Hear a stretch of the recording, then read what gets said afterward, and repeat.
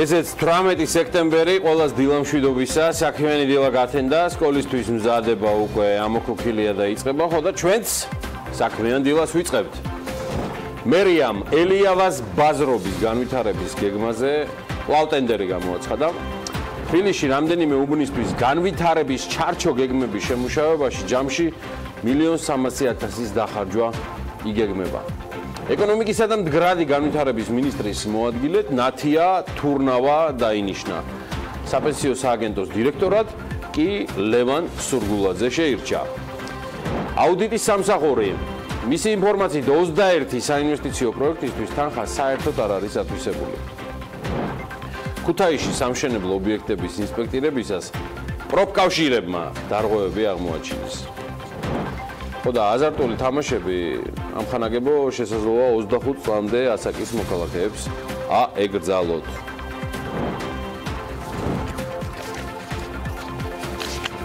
ამ უქმეებზე მართლა ძალიან საინტერესო ამბავი გაგვიზიარეს ბათუმელებმა. საინტერესო ბიჭი გაგვაცნეს, საინტერესო და საამაყოდ, სამაგალითოდ და თუ გოგიტა გობაძეს თქვენ ჯერ არ იცნობთ, ის შესახებ მინდა მეც ცოტა მოგიყვეთ. გოგიტა გობაძე ხულოს მუნიციპალიტეტის ერთ-ერთ ყველაზე მაღალ სოფელში, დიდაჭარაში ცხოვრობს. სოფელი ზღვის დონიდან 800 მეტრზე მდებარეობს და დაბა ხულოდან 7 კილომეტრით არის დაშორებული. გოგიტას ოჯახში 6 ადამიანი ცხოვრობს და ოჯახის ძირითადი შემოსავალი სოფლის მეურნეობაში, მეურნეობა და გარემო და სიტუაცია ალბათ ადვილად წარმოიდგინეთ, მაგრამ პლატეზე მარტივად წარმოსადგენიც არ არის და კიდევ უფრო რთული შესასრულებელი ისწავლო სოფელ დიდაჭარაში ინტერნეტის დახმარებით ენა, მაშინ როცა ინტერნეტი არ გაქვს და ისწავლო ისე, რომ ინგლისურენოვან უმაღლეს სასწავლებელში ჩააბარო. დიახ. გოგიტა წელს სან-დიეგოს უნივერსიტეტის საქართველოს სტუდენტი გახდა. ბათუმელებთან ინტერვიუში ის ყვება, რომ სკოლაში ინტერნეტით ვერ სარგებლობდა, ამიტომ ვიდეო გაკვეთილებისთვის ინტერნეტს ტელეფონისთვის ყიდულობდა და ბოლო 1 წელიწადი გვერდით სოფელში რეპეტიტორთანაც იარა. შრომამ შედეგი გამოიღო. უნივერსიტეტი, რომელშიც სწავლისთვის სტუდენტებს ყოველწლიური გადასახადების სახით 20,000 ლარია გადასახდელი, გოგიტა გაბოძისთვის, როგორც წარმატებული სტუდენტისთვის, $6,500 თავად უნივერსიტეტი გამოყოფს. დანარჩენს კი სრულად ფარავს სახელმწიფო გრანტი. გოგიტა უნივერსიტეტში კონსტრუქციულ ინჟინერიას შეისწავლის და მისი აზრით საქართველოში პროფესიონალი მშენებლების დეფიციტია. პროფესიას ამნიშნით არჩია. იგი დარწმუნებულია, რომ სასწავლო პროგრამას კარგად აითვისებს და სან-დიეგოს მხარდაჭერით ამერიკაში წავა სასწავლებლად. იმედია უკანაც დაბრუნდება. ეს მხოლოდ ჩემი სურვილია. იქამდე კი ახალბედა სტუდენტი დედაქალაქში უნდა გადმობარგდეს, თავის 4 თანასოფლელთან ერთად იცხოვროს.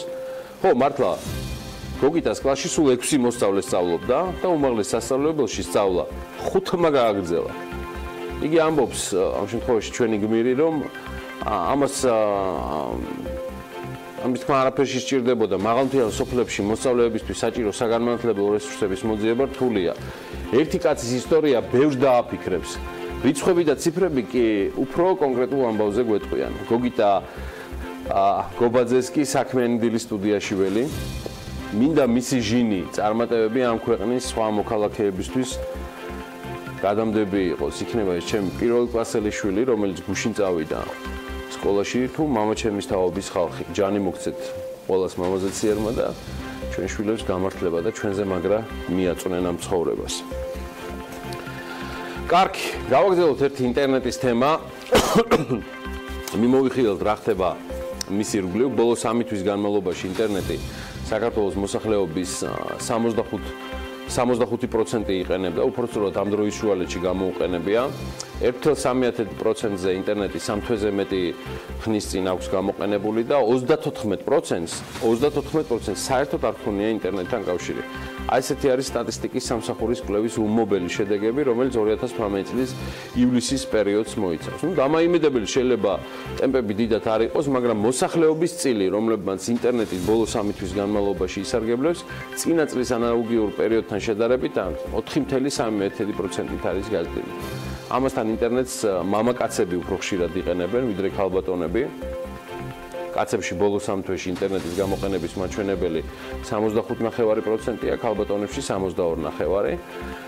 ქალაქში ინტერნეტის გამოყენების მაჩვენებელი მაღალია, 75%-ს აჭარბებს, აი სოფლებში 50%-იც არც კი არასრული. სოფლებში ინტერნეტის გამოყენების მაჩვენებელი ბოლო 1 წელიწადში 4.7%-ით არის გაზრდილი, ჯამურად 4-ით.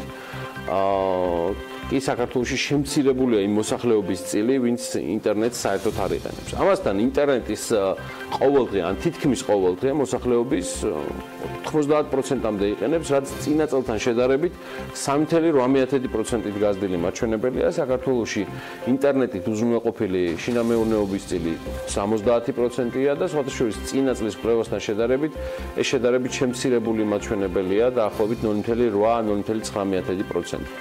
ინტერნეტით მოსახლეობის ყველაზე დიდი წილი მოხმარების კუთხით არის თბილისში 85.9%, შემდეგ მოდის აჭარა 80.3% და სამეგრელო ზემო სვანეთი 66%. ქალაქში კომპიუტერი შინამეურნეობების 78%-ზე მეტ აქვს, ხოლო სოფლად არასრული 51%. კომპიუტერს საქართველოში ყოველდღე, ან თითქმის ყოველდღე მოსახლეობის 82.3% იყენებს. არანაკლებ საინტერესო და სიმპტომატიურია იმის გააზრება, თუ ვინ რაში იყენებს ინტერნეტს საქართველოში.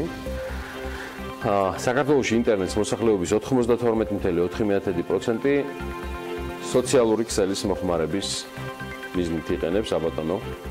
ასევე ინტერნეტის გამოყენების მიზნებს შორის მაღალია ონლაინ ახალი ამბების კითხვაც 52.9%, ელექტრონული პოსტის სარგებლობისთვის მაჩვენებელი 51%-ია, ხედავთ ჯანმრთელობის მოსახლეობის 51.6% ინტერნეტს ჯანმრთელობის საკითხებზე ინფორმაციის მოსაძიებლად იყენებს.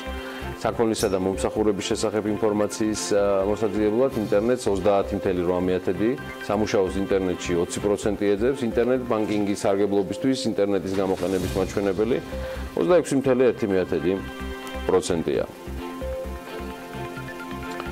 წინა წლის მონაცემებთან შედარებით ინტერნეტის გამოყენების მაჩვენებელი თითქმის ყველა სფეროში გაზრდილია, თუმცა მაგალითად აი ელექტრონული პოსტის შემოწმების მიზნით თუ გასულ წელს ინტერნეტს 52.9% იყენებდა, წელს ეს მაჩვენებელი 51.9%-მდე შემცირდა. სხვათა შორის სოციალური ქსელების გამოყენების მიზნით ინტერნეტს ყველა ასაკობრივ ჭრილში მაღალი მაჩვენებელი აქვს, აგერ რომა ბადალიანი ჩვენი ერთგული და საქმიანი პარტნიორი სულ ასაკობრივ ჭრილში მეკითხება და აგერ პასუხი ჩემო რომა 15-დან 29 წლის ასაკის პირებში 95.7%, 30-დან 59 წლამდე პირებში 99.7%, 60 წელზევით 70.8%. ეს კი ბიზნეს და სავაჭრო სექტორში დასაქმებულებს განსაკუთრებით დააინტერესებთ. ოფიციალური რიცხვები ადასტურებენ, რომ საქართველოში ინტერნეტით ვაჭრობის მაჩვენებელი იზრდება. და სტატისტიკის მონაცემებით 15-ზევით ასაკის მოსახლეობის 20% შეუძენია ან შეუკვეთია ინტერნეტის და საქონლის მომსახურება ინტერნეტის მეშვეობით. გასულ წელს ეს მაჩვენებელი 16.7% იყო, ხოლო 2016 წელს კი 18.6%-ია.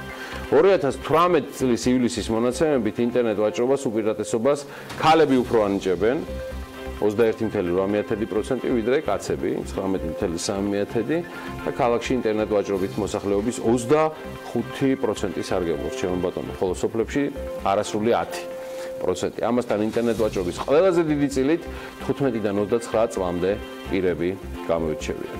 სხვათა შორის ეს სტატისტიკა ძალიან კარგად არის ნაცნობი ჩვენი ეროვნული ბანკისთვისაც, საქართველოს მთავრობისთვის და ბევრი მათი გადაწყვეტილება ახსნადაც გამოდგება, მათ შორის ღიად თუ მედიის გარეშე ნათქვამ არგუმენტად იმ ცვლილებებზე, რომელიც ონლაინ სესხებს შეეხო, თუმცა დღეს ამ თემაზე დაბრუნებას და დროში მოგზაურობას არანაირად არ ვაპირებ.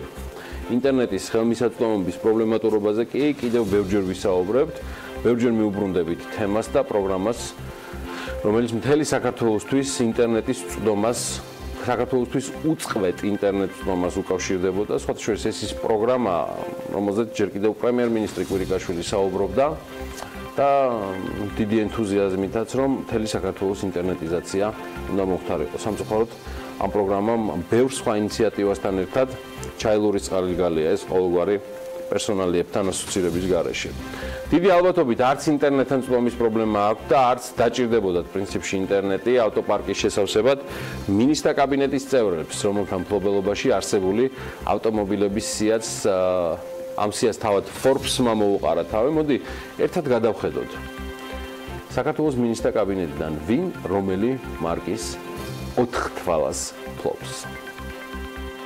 მინისტრთა კაბინეტის წევრების უმეტესობას ქონებრივ დეკლარაციებში ავტომობილები არ უფიქსირდებათ. პირად ავტომობილს არ ფლობს არც პრემიერ-მინისტრი მამუკა ბახტაძე.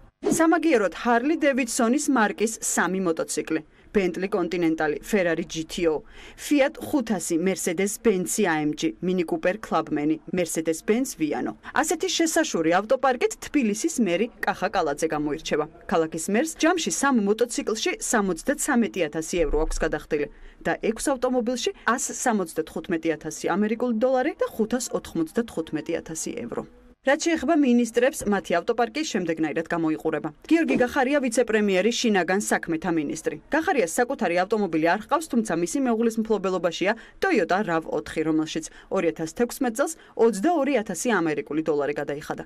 მაია ცქიტიშვილი ვიცე-პრემიერი რეგიონული განვითარებისა და ინფრასტრუქტურის მინისტრი. მის ქონებრივ დეკლარაციაში მხოლოდ ერთი ავტომობილი ფიქსირდება, Mitsubishi Pajero 2009 წლიანი, რომელიც მას 2014 წელს აჩუქეს. გიორგი ქობულია ეკონომიკისა და მდგრადი განვითარების მინისტრი. ქობულიას სახელზე 3 ავტომობილია Porsche Panamera GTS, ამ ავტომობილში მინისტრმა 2012 წელს 123,453 евро გადაიხადა, Toyota Land Cruiser 200-ში ქობულიამ 2008 წელს 83,000 ლარი გადაიხადა. Mercedes E-Coupe 2014 წელს მინისტრმა 2,140,148 რუბლად შეიძინა. დავით ზალკალიანი საგარეო საქმეთა მინისტრი. ზალკალიანს პირადი ავტომობილი არ ჰყავს, მისი მეუღლის სახელზე კი Audi A6 ფიქსირდება. ფინანსთა მინისტრი ივანე მაჭავარიანი პირადი ავტომობილი არ ჰყავს, თუმცა მის მეუღლეს ჰყავს Toyota RAV4, რომელშიც 2008 წელს 24,000 დოლარი გადაიხადა.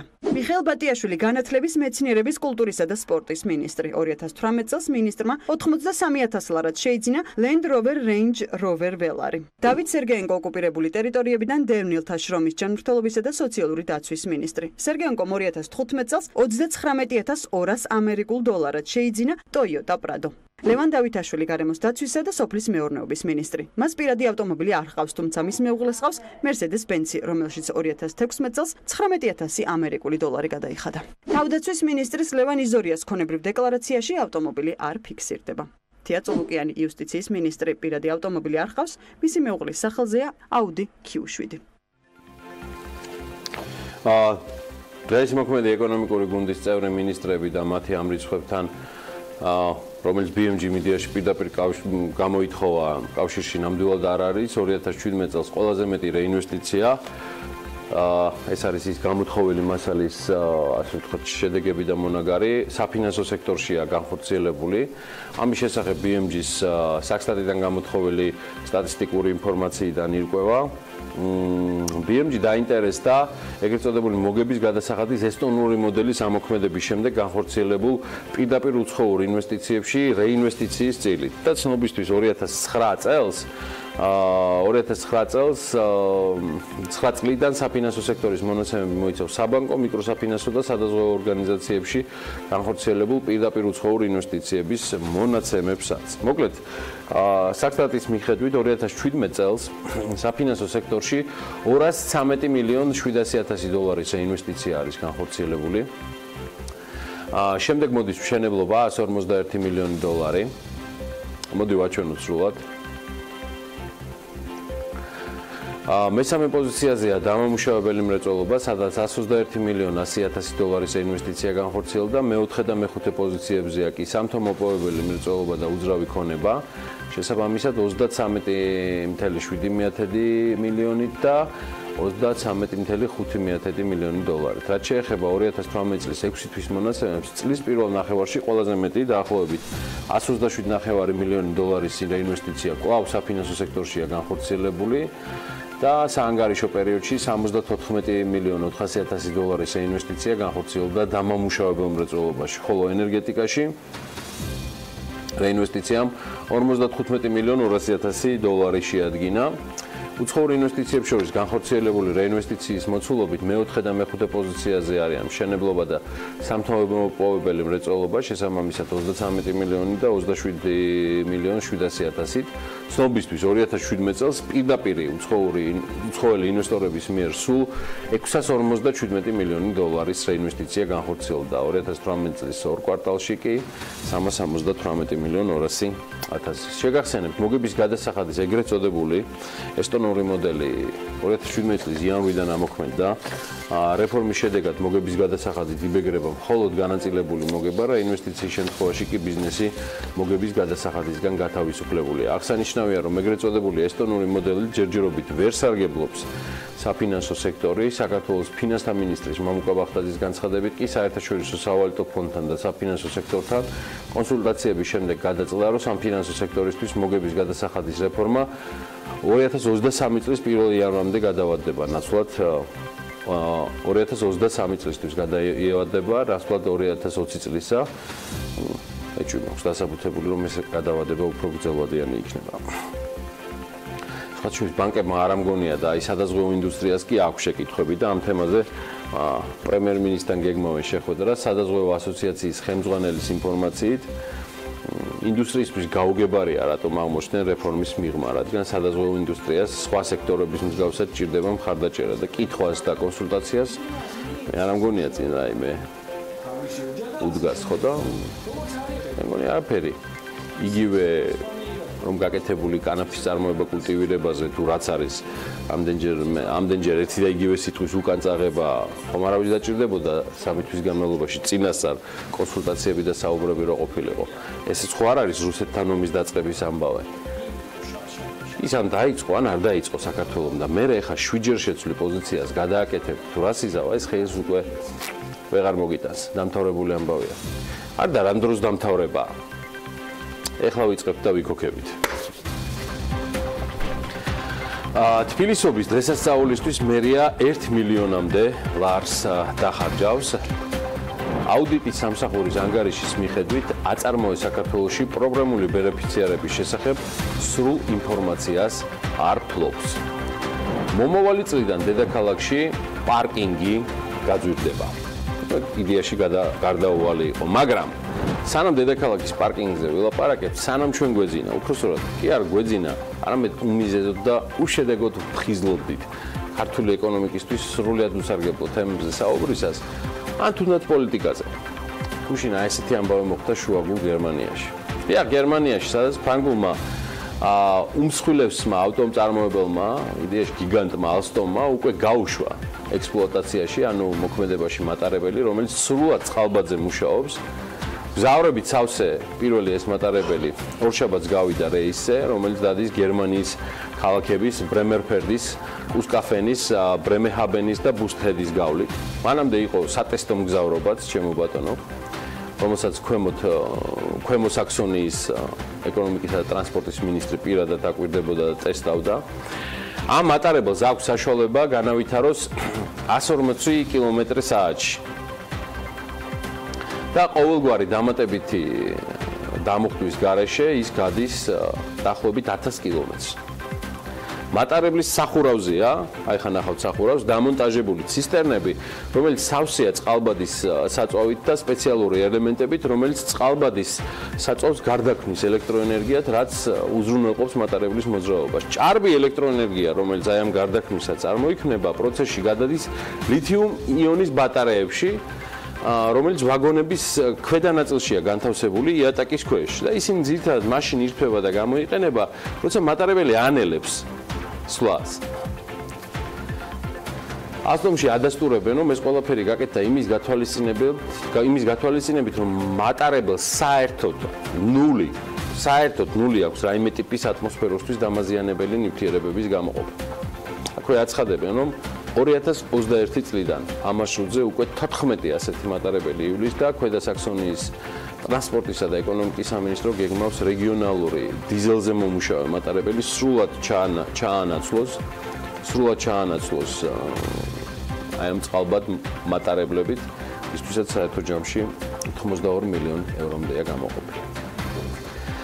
კარგი, გამიგზელდა დღესაც ინტერნეტზე, სტატისტიკაზე, ამბებზე, არაჩვეულებრივი ამბები აქვს მომზადებული უფრო და უფრო არაჩვეულებრივ ანალოგიაში ჩვენთვის, ანა დილომშვიდობის. დილომშვიდობის გიორგი, მე სამწუხაროდ მაყურებელს. მე მომპატიე რომ დღეს დრო შედარებით.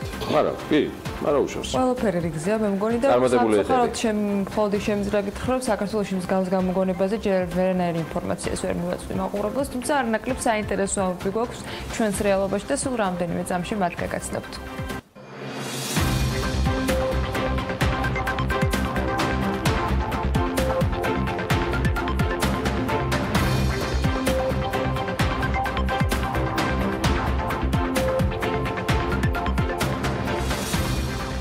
აწარმოეს საქართველოს 2014-17 წლებში ფართის იჯარაზე 947,000 ლარი აქვს გადახდილი, საიდანაც 421,000 ლარი მხოლოდ 2017 წლის ხარჯია. ეს აღნიშნული არის აუდიტის სამსახურის ანგარიში, რომელიც ეკონომიკის სამინისტროს 2017 წლის ფინანსურ აუდიტს მოიცავს. აქ განმარტავენ, რომ შემოწმებისას ამ სიპის მიერ ვერ იქნა წარმოდგენილი ხარჯ-ეფექტურობის ანალიზი, რითაც შესაძლებელი იქნებოდა სხვადასხვა ალტერნატივის დანახარჯის და სარგებლის შედარება და საუკეთესო გადაწყვეტილების მიღება. დოკუმენტის თანახმადვე უწყებას 2014 წლის 30 ივლისიდან 2017 წლის 31 დეკემბრის ჩათვლით იჯარით აღებული აქვს ფართი ბეჭდვითი სიტყვის კომბინატისგან საიჯაროდ ფართად თავდაპირველად 198 კვადრატული მეტრი განისაზღვრა, ქირისფასი კი იყო 3,564 დოლარი. აუდიტის ანგარიში ასევე ნათქვამია, რომ პერიოდულად ხელშეკრულებაში შევიდა ცვლილებები, გაიზარდა როგორც საიჯარო ფართი, ასევე მისი ღირებულებაც.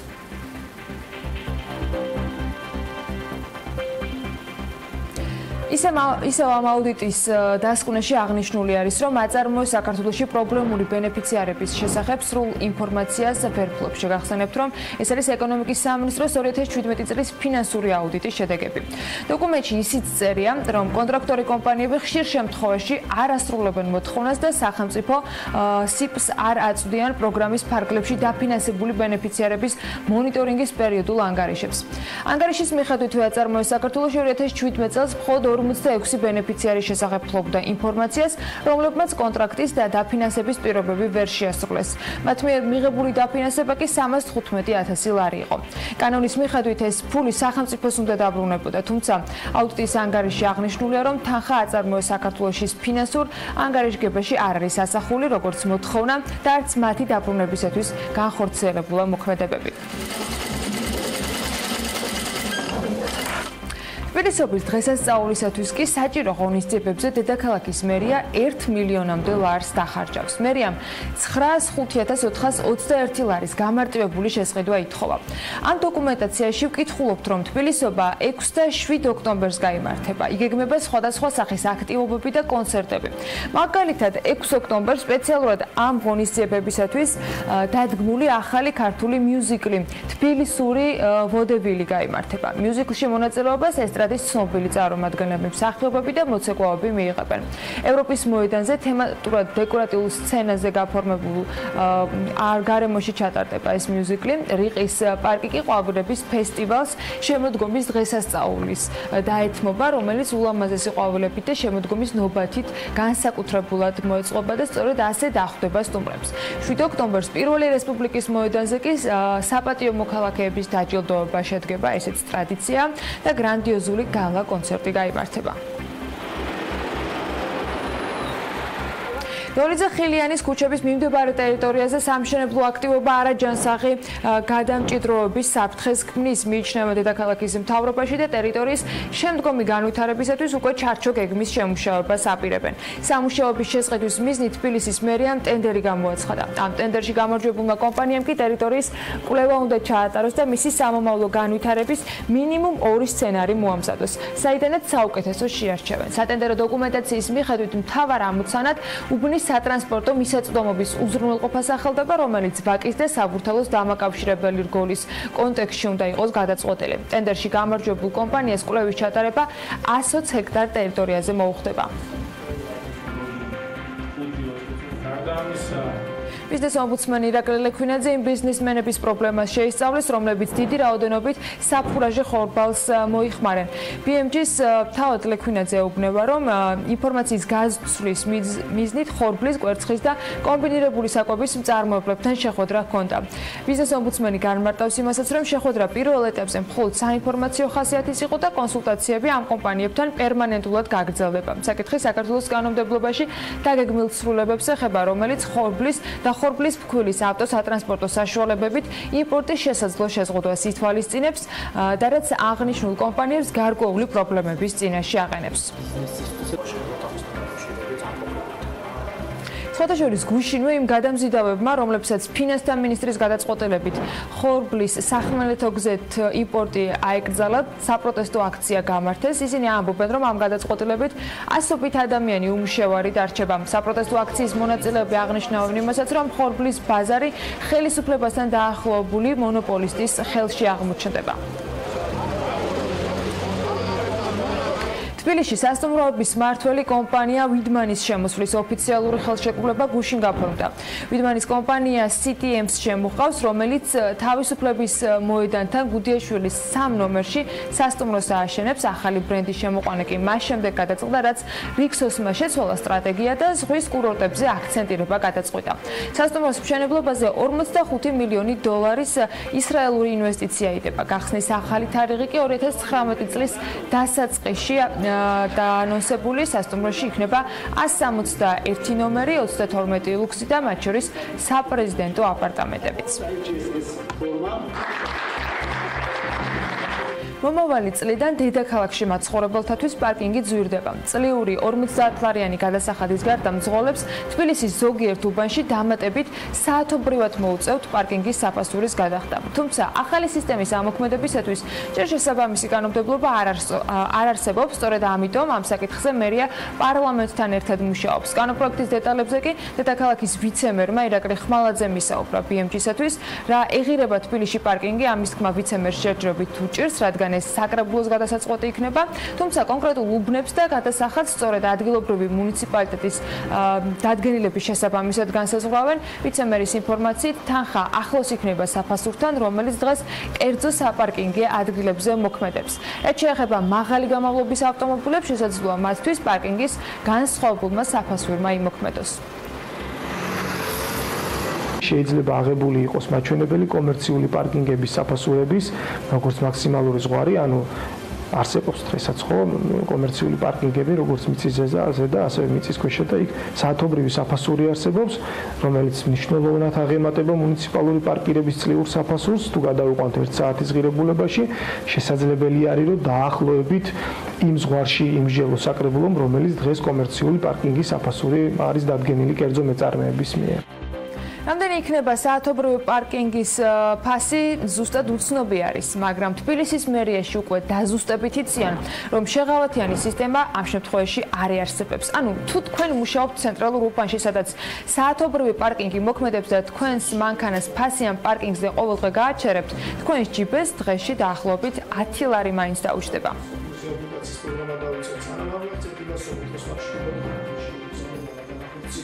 წელს მეტროსისტემას 4 ახალი შემადგენლობა დავამატეთ, 4 დაემატება მომდევნო წელსაც და იმის მომდევნო წელსაც ეს იმიტომ, რომ გაზრდილი მგზავრების ნაკადი კომფორტულად გადავიყვანოთ მეტროსისტემაში, ისევე როგორც ავტობუსების მეშვეობით.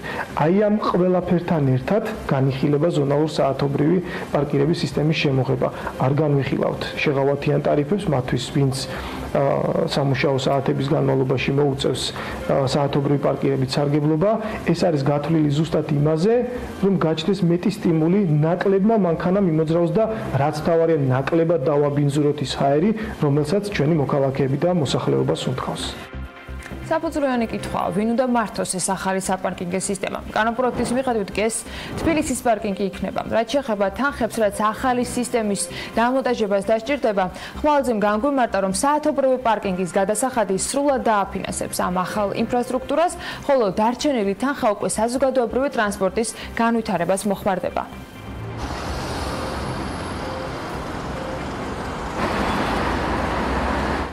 პარკირების გაძვირებას წინ ბენზინის ფასების ზრდა აღწევს. ნავთობპროდუქტების ფასი უკვე ბოლო რამდენიმე კვირაა, რაც იზრდება და BMG ყოველდღიურ რეჟიმში აკურდება ამ პროცესებს. ამჯერად ბოლო მონაცემებს ჩვენი რეპორტიორი ლევან თაღიაშვილი გაგვაცნობს. ლევან, დილა მშვიდობისა, როგორც ვიცი, საშუალო ფასის აწვევი საქართველოში უკვე ისტორიულ მაქსიმუმზეა. რა შეიძლება ვთქვათ ამ ყველაფერზე? ნამდვილად ასია. დღეს მდგომარეობით 1 ლიტრი ბენზინის საშუალო ფასი დაახლოებით 2 ლარსა და 55 თეთრს შეადგენს, რაც ისტორიული მაქსიმუმია. არსებული მონაცემები 2017 წლის ანალოგიური პერიოდის მაჩვენებელს 16%-ით აღემატება. გარდა ამისა, ლარის შემდგომი გაუფასურების პირობებში იმპორტიორები ნავთობპროდუქტების დამატებით გაძვირებას ვარაუდობენ. ეკრანზე ხედავთ თუ როგორ შეიცვალა საქართველოში 1 ლიტრი ბენზინის საშუალო ფასი 2015 წლიდან დღემდე. მაშინ წლის დასაწყისიდან კლების ტენდენცია შეინიშნებოდა და მისი მინიმუმი 1 ლარი და 65 თეთრი იყო 2016 წლის აპრილში. მას შემდეგ ბენზინის ფასი პერიოდულად იზრდება და 2018 წლის 9 სექტემბერს უკვე ისტორიულ მაქსიმუმს 2 ლარსა და 55 თეთრს აღწევს. საქართველოში საწვავის ფასის მატებას ლარის ბოლოდროინდელი გაუფასურება და საერთაშორისო ბაზრებზე ნავთობის გაძვირება იწევს. როგორც ეკრანზე ხედავთ, 1 წლის წინ ნედლი ნავთობის ფასი 55 დოლარი იყო, დღეს კი 78 დოლარი ღირს. ამავდროულად ოპეკის შეთანხმების გათვალისწინებით, რომელიც წლის ბოლომდე გაგრძელდება, არსებობს ვარაუდი, რომ ნავთობის ფასიც მოიმატებს. საწვავის ფასის ზრდის კიდევ ერთ მნიშვნელოვან მიზეზს საქართველოს მთავრობის მიერ აქციზის გადასახადის გაძვირება წარმოადგენს. 2017 წლიდან საქართველოს მთავრობამ ნავთობპროდუქტების აქციზის გადასახადი გაორმაგა. 1 ტონა ბენზინზე სააქციზო მოსაკრებელი 250 ლარიდან 500 ლარამდე გაზარდა, რაც 1 ტონა ბენზინზე, ანუ 1330 litrზე 19 თეთრიან გაძვირებას იწვევს. ცხადია, ნავთობპროდუქტების გაძვირება მომავალში აუცილებლად იმოქმედებს სურსათის ფასზე, რადგან მიმწოდებლებს უძვირდებათ ლოჯისტიკური ხარჯები, რაც პირდაპირ აისახება მომხმარებლის ჯიბეზე. ლევან, მადლობელი ვარ იმ Forbes-ულ სიახლეებს საერთაშორისო ბაზრებიდან. მე და ანა მივაყოლებთ ახლა რამდენიმე ამბავს. ლევან თაღიაშვილს მადლობა. სექტემბრის მონაცემებით სოფლიოში 1 ლიტრის საწვავის საშუალო ფასი $1.16 შეადგენს. პორტალის Global Petrol Prices მონაცემებით პრეციულად საწვავის ფასი იმ ქვეყნებშია დაბალი, რომლებიც ნავთობპროდუქტები ექსპორტზე გააქვთ. სოფლიოში საწვავის ყველაზე დაბალი ფასი მიუხედავად ზე პრობლემებისა მაინც ვენესუელაშია და ის მხოლოდ 1 ცენტს შეადგენს. მას მოსდევს ირანი, რომელიც 29 ცენტით არის წარმოდგენილი და სუდანილიტრზე 34 ცენტით. ანა, რას ფიქრობ? სოფლიოში ყველაზე ძვირი საწვავის ბაზრებიც არის გიორგი ისეთი და საქართველოსაც რომ კარგად უსწრებენ, ასეთი მაგალითად ჰონკონგია და litrze იქ $2.19 გადახდა უხდებათ. ერთ-ერთი ყველაზე ძვირი საწვავი არის ისლანდიაშიც, აქ 1 ლიტრი $2.08 ყავს, აი ნორვეგიაში კი $2.06. მაშინ როდესაც საქართველოში საწვავის იმპორტის ყველაზე დიდი წილი რუსეთზე მოდის, აგვისტოს მონაცემებით ხოთაშორის ეს იყო 29%, რუმინეთს 22.7%, ეკავა თურქმენეთს თითქმის 16%, ბულგარეთს 13% და აზერბაიჯანს 13%-მდე ასევე სულ რაღაცა 2/10 ნაკლები, საბერძნეთზე კი 6.3% მოდიოდა. რა თქმა უნდა, საინტერესოა ამ დროს რა ხდება ამ ბაზრებზე და ჩვენთვის რამდენად ზვირდება თავად ამ ბაზრებიდან შემოტანილი ნავთობის ფასი. მოდი ამ მონაცემებსაც შევხედოთ, ანა. რუსეთში ბოლო 3 თვეში საწვავის ფასი მცირედი შემცირდა. თუკი ივნისის დასაწყისში 1 ლიტრი ბენზინის ფასი ქვეყანაში 67 ცენტს შეადგენდა, ივლისში ის 66 ცენტამდე შემცირდა. აღნიშნული ფასი შენარჩუნებულია აგვისტოსა და სექტემბერშიც. რუმინეთში 1 ლიტრი საწვავის ფასი საშუალოდ $1.53 შეადგენს. მე არ გამოგვეკიდნო კომენტარებით. რუმინულ ლეიში ეს არის 5.7% გამოხატული. აღნიშნული ფასი ფიქსირდებოდა სხვადასხვა ივნისის დასაწყისშიც. თუმცა აი აგვისტოში ფასი დოლარზე და 4 ცენტამდე შემცირდა, 40 ცენტამდე ბოდიშვიხდი. ამერიკი კვლავ მცირედით გაიზარდა. თურქმენეთში 1 ლიტრის საწვავის საშუალო ფასი 43 ცენტია. გიორგი, ისიც უნდა აღვნიშნოთ, რომ საწვავის ფასი გაზრდილია ბულგარეთში და თუ კი ივნისის დასაწყისში ის litrზე საშუალოდ იყო $1.30 ცენტი, ივლისში უკვე 2 ცენტით მოიმატა და $1.32 ცენტი ღირს. სექტემბერში კი დოლარზე და 33 ცენტამდეც გაიზარდა. აზერბაიჯანში 1 ლიტრის საწვავის საშუალო ფასი 47 ცენტია და ამ მაჩვენებლით ის მსოფლიოს იმ ქვეყნების ათეულშიც ხვდება, სადაც ბენზინი ყველაზე იაფია. გასაგები მიზეზების გამო წეღანაც ვახსენეთ, რომ თავად არიან ამ შემთხვევაში საწვავის გამყიდველები. საფრანგეთში კი ივნისის-სექტემბრის პერიოდში საწვავის საშუალო ფასი litrზე არის $1.92 ცენტი. ყველაზე დაბალი ფასი 18 ივნისს დაფიქსირდა და ის $1-სა და 91 ცენტს შეადგენს, ხოლო ყველაზე მაღალი ფასი იყო 9 ივლისს $1.93 ცენტი. ახლა ეს ყველა რიცხვი თუ ლარში გადმოვიყვანეთ და დარწმუნებული ვარ, ბევრისთვისაც საინტერესო იქნება, რომ ქართულ ბაზარს შევადაროთ ნავთობის ფასთან ამ შემთხვევაში. მოდით დროა გავიგოთ, რა ხდება სავალუტო ბაზრებზე და შესაბამისად უფრო მარტივად დავითვლით ნავთობის ფასს ყველა სხვა ქვეყანაშიც.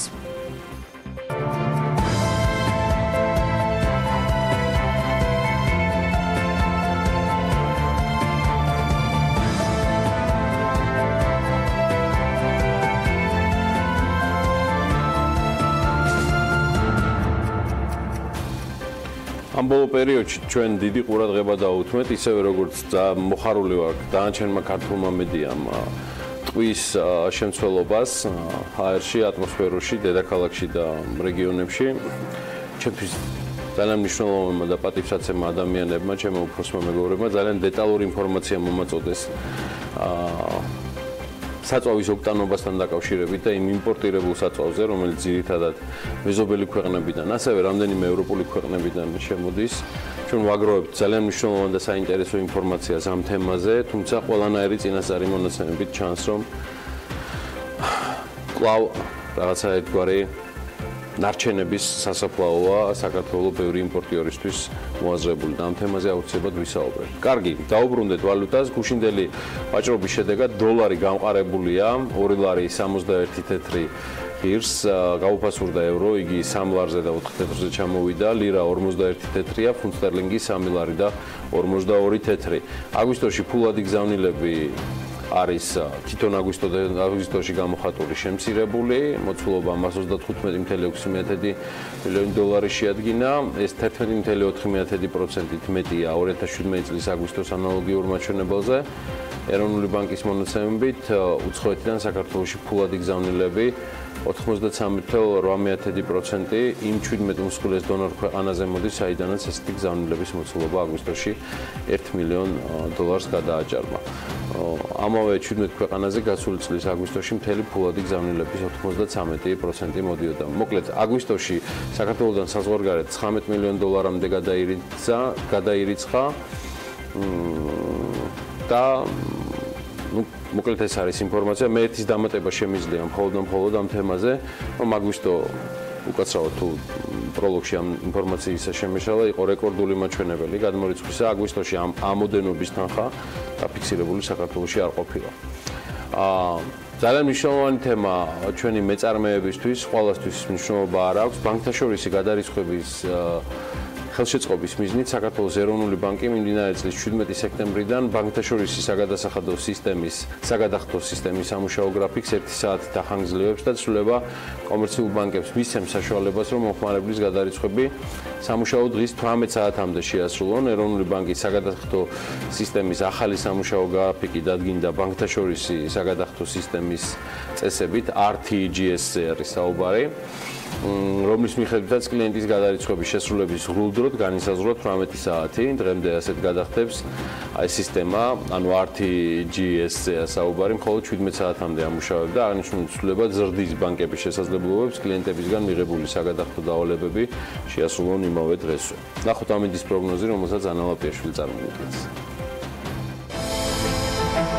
ამინდის პროგნოზის სპონსორია SEU Development-ი.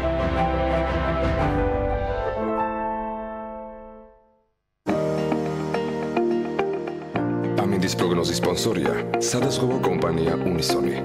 თავისუფალი დაზღვევა თქვენი სიმშვიდისათვის. დღევანდელ ამინდს რაც შეეხება გარემოს ეროვნული სააგენტო გვატყობინებს, რომ ამინდი განპირობებული იქნება შავი ზღვის ჩრდილო-დასავლეთიდან მოქმედი შედარებით გრილი და სამხრეთიდან გავრცელებული ცხელი ჰაერის მასების ურთიერთქმედებით. მოსალოდნელია შესაბამისად, რომ გამოშვებით ღრუბლიანობის მომატება ზოგან კი იქნება ხანმოკლე წვიმა და ელჭექი. იქროლებს დასავლეთის მიმართულების ქარი. სოხუმში 24 გრადუსი იქნება, ბათუმში დღის განმავლობაში მცირე წვიმა სალოდებიან და 25 გრადუსამდე გათბება ჰაერი, ქობულეთში შესაძლოა იყოს ნალექი და აქაც 25 გრადუსი დაფიქსირდება. ფოთშიც ანალოგიური ამინდია დღის განმავლობაში მოსალოდნელი. ქუთაისში 25 გრადუსი იქნება, მაგრამ აქ უნალიქოთ ჩაევლის დღა, ისევე როგორც ზუგდიდში და აქ 1 გრადუსით ნაკლები დაფიქსირდება. ოზურგეთშიც 24 გრადუსია ნავარაუდები. ონში ასევე 24 გრადუსი დაფიქსირდება, გორში 26, ცხინვალში 25 და მარნეულში 28. რუსთავში 28 გრადუსამდე გათბება ჰაერი, ახალციხეში შესაძლოა იყოს დღის ბოლოს მცირე წვიმა და მაქსიმალური ტემპერატურა 25 გრადუსი დაფიქსირდება, ისევე როგორც ბორჯომში, მაგრამ აქ უმეტესად უნალექოთ ჩაევლის დღე. ბაკურიანშიც უნალექო და 25 გრადუსამდე გამთბარი ჰაერი იქნება დღის განმავლობაში. ახალქალაქში უნალექო დღეს და 18 გრადუსს ვარაუდობენ, სტეფანწმინდაში შესაძლოა იწვიმოს და 19 გრადუსი იქნება მხოლოდ. თელავში დღის მეორე ნახევარში მცირე ნალექი არ არის გამორიცხული და 26 გრადუსს მიაღწევს ტემპერატურა. თბილისს რაც შეეხება, დედაქალაქში დრო გამოშვებით ღრუბლიანობა მოიმატებს, დღის მეორე ნახევრიდან იქნება ხანმოკლე წვიმა, იქროლებს ჩრდილო-დასავლეთის მიმართულების ქარი და ტემპერატურა მაქსიმუმ 27 გრადუსს მიაღწევს. გავიდეთ რეკლამაზე. ხო, მანამდე სანამ რეკლამაზე გავალთ, ანა მოდი კიდევ ერთხელ ვნახოთ რა არის დღევანდელი 18 სექტემბრის საქმიანი დილის სპიკერების და ჩვენი თემები. ძალიან საინტერესო სტუმრიანობა გველის. ასე რომ დატყვით და სულ რამდენიმე წუთში რეკლამის შემდეგ უკვე ჩვენი პირველი სტუმრით გიგობნებით.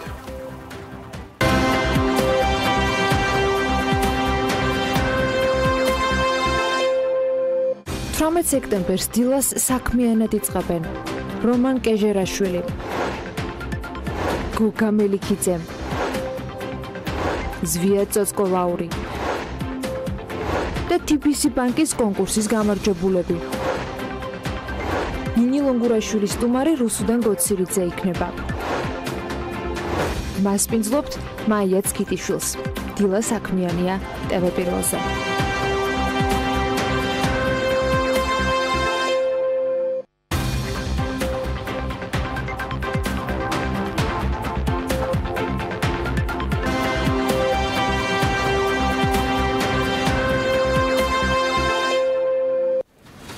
ქართული საექსპორტო პროდუქციისათვის ახალი ონლაინ პლატფორმა მოქმედა. ეს პლატფორმა თავს ქართულ პროდუქციას და სერვისებს მოუყრის, რომლებსაც სააგენტო აწარმოებს საქართველოში უცხოელ პოტენციურ პარტნიორებს გააცნობს. პლატფორმის პრეზენტაციაზე სააგენტოს ხელმძღვანელმა თქვა, რომ ახალი პლატფორმით დაინტერესებული პირებისათვის ქართულ საექსპორტო პროდუქტებსა და სერვისებზე წვდომა გამარტივდება და ექსპორტის ზრდას ხელს შეუწყობს.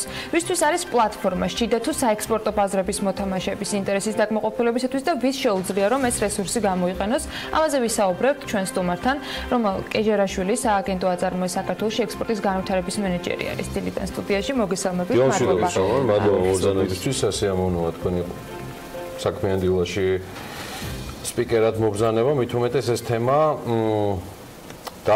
დაანონსა ჯერ კიდევ რამდენიმე გასულ კვირაში ყოფნისას ჩვენთან მიხეილ ეიდურელმა. ჩვენ გვაინტერესებს ყველაფერი, რაც ექსპორტს და მის ახალისებას უკავშირდება, ასე რომ გისმენთ ყურადღებით მეტი რო გითხრათ ამ პლატფორმის და შეთავაზების შესახებ. კი ბატონო, ძალიან დიდი მადლობა მინდა მოგახსენოთ მოწვევისთვის პირველ რიგში და აღნიშნული საკითხის დაინტერესებისთვის, იმიტომ რომ როგორც ბატონი დირექტორი მოგახსენებდა, აღნიშნული პლატფორმა აწარმოებს საქართველოს უყურებს როგორც ძალიან მნიშვნელოვან ინსტრუმენტს ექსპორტის ხელშეწყობისთვის და ზრდისთვის. ონლაინ პლატფორმა Trade with Georgia, რომელიც სრულიად განახლებულ სახით წარდგა დაახლოებით ერთი კვირის წინ უკვე სარეგისტრაციო გუგმური სრულად ამოქმედა, განახლდა USAID RIP-ის მხარდაჭერით, აუცილებლად ნავინჩოთ, იმიტომ რომ მნიშვნელოვანი ფინანსური კონტრიბუცია შეადგინა ამ პროგრამამ. USAID RIP-ი აწარმოებს საქართველოსთან ძალიან აქტიურად თამაშობდა ამ პროექტის განხორციელებაში მნიშვნელოვანი წვლილი შეიტანა. ონლაინ პლატფორმა Trade with Georgia გათვლილი არის მოქმედი ექსპორტიორებისთვის კომპანიებისთვის, რომლებიც უკვე აწარმოებენ პროდუქტს ან სერვისი მინდა ყურადღება გავამხვილო წინა პლატფორმას არ ქონდა ეს საშუალება, ან პოტენციური ექსპორტიორი, ქართული ექსპორტიორი კომპანიებისთვის, რომლებიც უახლოეს მომავალში გეგმავენ. და არა მხოლოდ მათთვის, ვინც ისარგებლა კომპონენტით, რომელიც აწარმოებს საქართველოს ყველასთვის ერთმშრომლად ყველასთვის მართალი მიზანდებით, იმიტომ რომ როგორც მოიხსენებათ, აწარმოებს საქართველოს თავის კომპეტენციის ფარგლებში რამდენიმე დარგის უშუალოდ ზედამხედველობას არ უწევს ექსპორტის მიმართულებით, მაგალითად როგორც არის ღვინო, ღვინის ეროვნული სააგენტოს უშუალო კომპეტენციაში ამ დარგის განვითარებით და პირველადი გადამუშავება სოფლის მეურნეობის. ანუ ეს პლატფორმა განკუთვნილია ყველა დარგისთვის, ეს პლატფორმა ჩვენ გვინდა წარდგეს როგორც ქვეყნის ონლაინ კატალოგი საწარმო სიმძლავრეების წარმოჩენის კუთხით და ამიტომ კატეგორიების მიხედვითაც ძალიან კარგად ჩანს განახლო პლატფორმაში, რომ ფაქტობრივად ყველა კატეგორიას მოიცავს ძირითადს და ძირითადს გარდა არის სხვა ინდუსტრიები, რომელიც რა ფორმით მიაგნებენ მას პოტენციური დამკვეთები საექსპორტო ბაზრებიდან, რა ჩართულობა ექნება მათ შორის სახელმწიფოს იმისათვის, რომ თუნდაც ამ ბმულზე წდომა, ამ ბმულით მათი დაინტერესება და ინფორმაციის მიღება იყოს შესაძლებელი, იმიტომ რომ დაძნობა Google-დან შესაძლოა პირდაპირ ამ ვებგვერდზე ვერ აღმოჩნდნენ. აბსოლუტურად რელევანტური კითხვაა ძალიან, უბრალოდ ამ კითხვაზე გიპასუხებ, მინდა მნიშვნელობაზე კიდევ გავუსვა, თუ რატო აინჯებთ ესეთ მნიშვნელობას ამ პლატფორმას.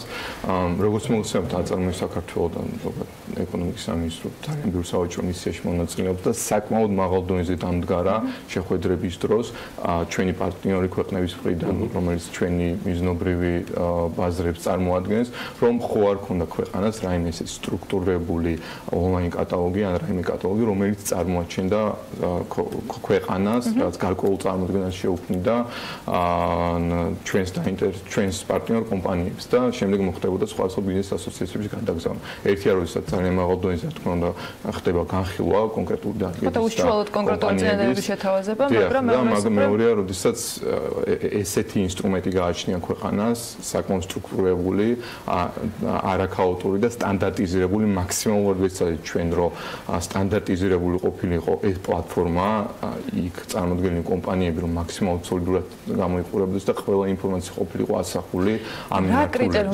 სტანდარტიზებულში გულისხმობ უნივერსალური თვითონ კონკრეტული კომპანიის პროფილი, ფაქტობრივად ბიზნეს საქმიანობის პროფილი და სურათები და გარეკანი, ლოგო ასე შემდეგ, ატვირთვა მოხდება, ეს ძალიან მნიშვნელოვანი არის, ატვირთვა მოხდება მხოლოდ იმის შემდეგ, რაც გაივლის აწარმოებს საქართველოს ექსპორტის დეპარტამენტის დადასტურებას. ანუ ეს ჩვენთვის ადმინისტრების კუთხით დამეთანხმებით ძალიან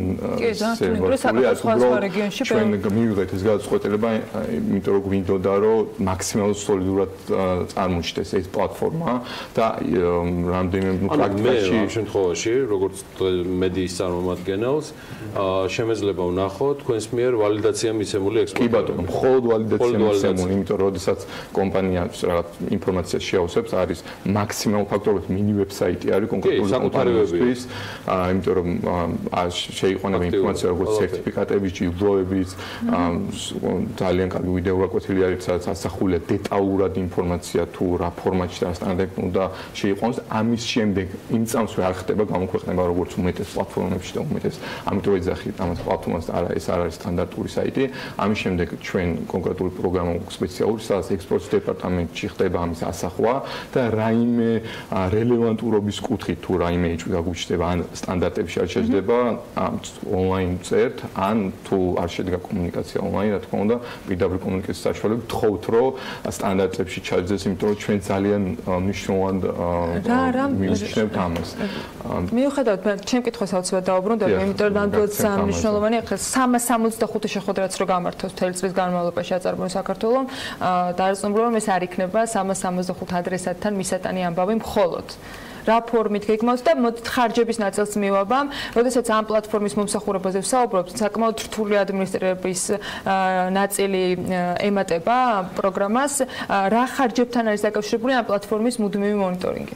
ბატონო, თქვენ კითხოთ რაც შეეხება თუ რა სარგებელს მოუტანს და როგორ გეგმავს საწარმოო ამ მიზნობრივ ბაზრებზე ამ პლატფორმის პრომოციას, როგორც ყველა აღნიშნეთ, ერთი გზა არის ეს საერთაშორისო მისიებში, როდესაც უკვე გარკვეული რაოდენობა მოგვექნება და უკვე სოლიდურად წარმოჩნდება ჩვენ ვებსაიტი, ჩვენ პარტნიორ ქვეყნებთან საკმაოდ მაღალ დონეზე იქნება გაცნობა ამ პლატფორმის და შემდეგ ჩვენი პარტნიორი ქვეყნები მოახდენენ გავრცელებას აღნიშნული პლატფორმის სხვადასხვა ბიზნეს ასოციაციებში და არასამთავრობო ორგანიზაციებში, რომლებიც დაკავებულია საგარეო ვაჭრობით, საერთო ვაჭრობით. ამას გარდა აწარმოე საქართველოს გეგმავს კამპანიის დაგეგმავს გარკვეული რაოდენობის შემდეგ, იმიტომ რომ ეხლა ნახევარ სატესტო რეჟიმშია თქო უნდა საიტი, როდესაც ამიტომ არის ძალიან მნიშვნელოვანი ჩართულობა და დაახლოებით რამდენიმე ქალაქში გავაკეთეთ სპეციალურად პრეზენტაცია ქუთაისსა და ბათუმში მინდა პრეზენტაციები, ანუ აქტიურებიან ქუთაისსა და ბათუმში ძალიან დიდი გამოხმობა მოყვა. კი, სულ რამდენიმე დღე არის გასული ჩავარდა დაემთხვა, ამიტომ მაგრამ ინტერესი იყო ძალიან დიდი. ბათუმში მაგალითად შეხის საინვესტიციო ფორუმი დაემთხვა და მიუხედავად ამისა ასოციაცია მოვიდა ჩვენს პრეზენტაციაზე, რაც ძალიან სასიხარულო არის. აწარმოე საქართველოს გეგმავს გარკვეული რაოდენობის შემდეგ სერიოზული კამპანიის საერთო მიზნობრივ ბაზრებზე ეს იქნება ძირითადად დიჯიტალ კამპანია, იმიტომ რომ პლატფორმის ყველაზე ეფექტური საშუალება საპრომოციოდ არის ეს, ამიტომ ჩვენი უფლებამოსილების და რესურსის ფარგლებში მოვახდენთ, რა თქმა უნდა, ბაზრების პრიორიტიზაცია და შემდეგ უშუალოდ კამპანიის შესახებ კონკრეტულად რა თქმა უნდა ვერ მოგახსენებთ, მაგრამ ერთშორისად გადაწყვეტილა რომ რაღაც რაოდენობის შემდეგ ამ საიტის პრომოციაში ჩვენი პარტნიორების დახმარების გარდა მოხდება ჩვენი უშუალო ჩართულობა კამპანიის დაგეგმვაში. წარმატებები რომან, ძალიან კარგია. იცოდებში რომ კომპანიებმა მიაწოდონ ინფორმაცია იმისათვის რატომ მე დავამატებდი, არ დამიშავს ის ჩემი ორიოდ კითხვა რომან კეჯერაშვილისთვის, ნამდვილად ეს ძალიან კარგი მასალაა მედიისთვისაც. იმიტომ რომ ფაქტიურად ექსპორტზე ორიენტირებული საექსპორტოდ გამზადებული კომპანია, რომელიც ამას შეავსებს რომანთან იმედია. კი. თქვენ რამე მას შემდეგ რაც კარგ შემთხვევაში კომპანიის მიმართ დაინტერესება გამოთქვა რომელიმე საერთაშორისო ვთქვათ კომპანიამ იმისათვის რომ მიიღოს პროდუქტი, თქვენ ამ შემთხვევაში შუარგოლად რჩებით თუ უშუალოდ კომპანიასთან საკონტაქტოდ გამოიყენება ეს პლატფორმა? უშუალოდ თუ დაინტერესებული მხარე და დარწმუნებული რომ გარკვეული ნაკადის შემდეგ გამოჩნდება, უშუალოდ იმდენად მრავალმხრივი ინფორმაცია იმდენად სრულყოფილი უშუალოდ აქვს საშუალება ჩვენ შუამავლად არ ვართულებთ ამ პროცესს უშუალოდ ყველა ინფორმაცია სავალდებულო არის საკონტაქტო ინფორმაციის მითითება ისე უბრალოდ არა იტვირთება პროფილი და უშუალოდ უკვე პირდაპირ კომუნიკაცია შეიძლება თავისუფლად შეიძლება დამატებითი ადმინისტრების კუთხით ამაზე მინდა გასპასუხო რომ ამ ეტაპზე ექსპორტის დეპარტამენტი სრულად უზრუნველყოფს ამას ანუ არანაირი დამატებითი ხარჯი ამ კუთხით ადმინისტრაციის კუთხით არ ემატება ამიტომ ესეც მნიშვნელოვანია ჩვენ რესურსის კუთხით ადამიანური რესურსის კუთხით საკმაოდ შეზღუდული ვართ მაგრამ შევძლებთ რომ ამას წარმატებით გავუძლოთ ჩვენ ველით ამ პროექტის და ამ სააგენტოს მიმართ გოგოქობულია საბოლოო დამოკიდებულებას რომელიც უკვე ერთი კვირა სრულად ჩაერთო სამინისტროს მართვაში მანამდე კი მადლობა რომან კეჯერაშვილს კიდევ ერთხელ სააგენტო აწარმოე საქართველოში ექსპორტის განვითარების მენეჯერს საინტერესო ინფორმაციისთვის დარწმუნებული ვარ ამ პლატფორმის საშუალებით BMG-ს მიეცემა საშუალება ბევრი საინტერესო ბიზნესი გაგაცნოთ მე არ მჯის არანაირი რაიმე ზედმეტი ტრაბახი მასოცი ბიზნესმენიდან რომელიც თუნდაც ბათუმში შეიკრიბა დარწმუნებული ვარ რომ ჩვენც კი 30-ს მაქსიმუმ 40-ს ვიცნობთ ამიტომ ეს წრე უნდა გაფართოვდეს და გაფართოვდეს ყოველდღიურად რეკლამაზე გაველთ გავაცილებთ თომას და მალე დაგიბრუნდებით ბიზნეს სიახლეებით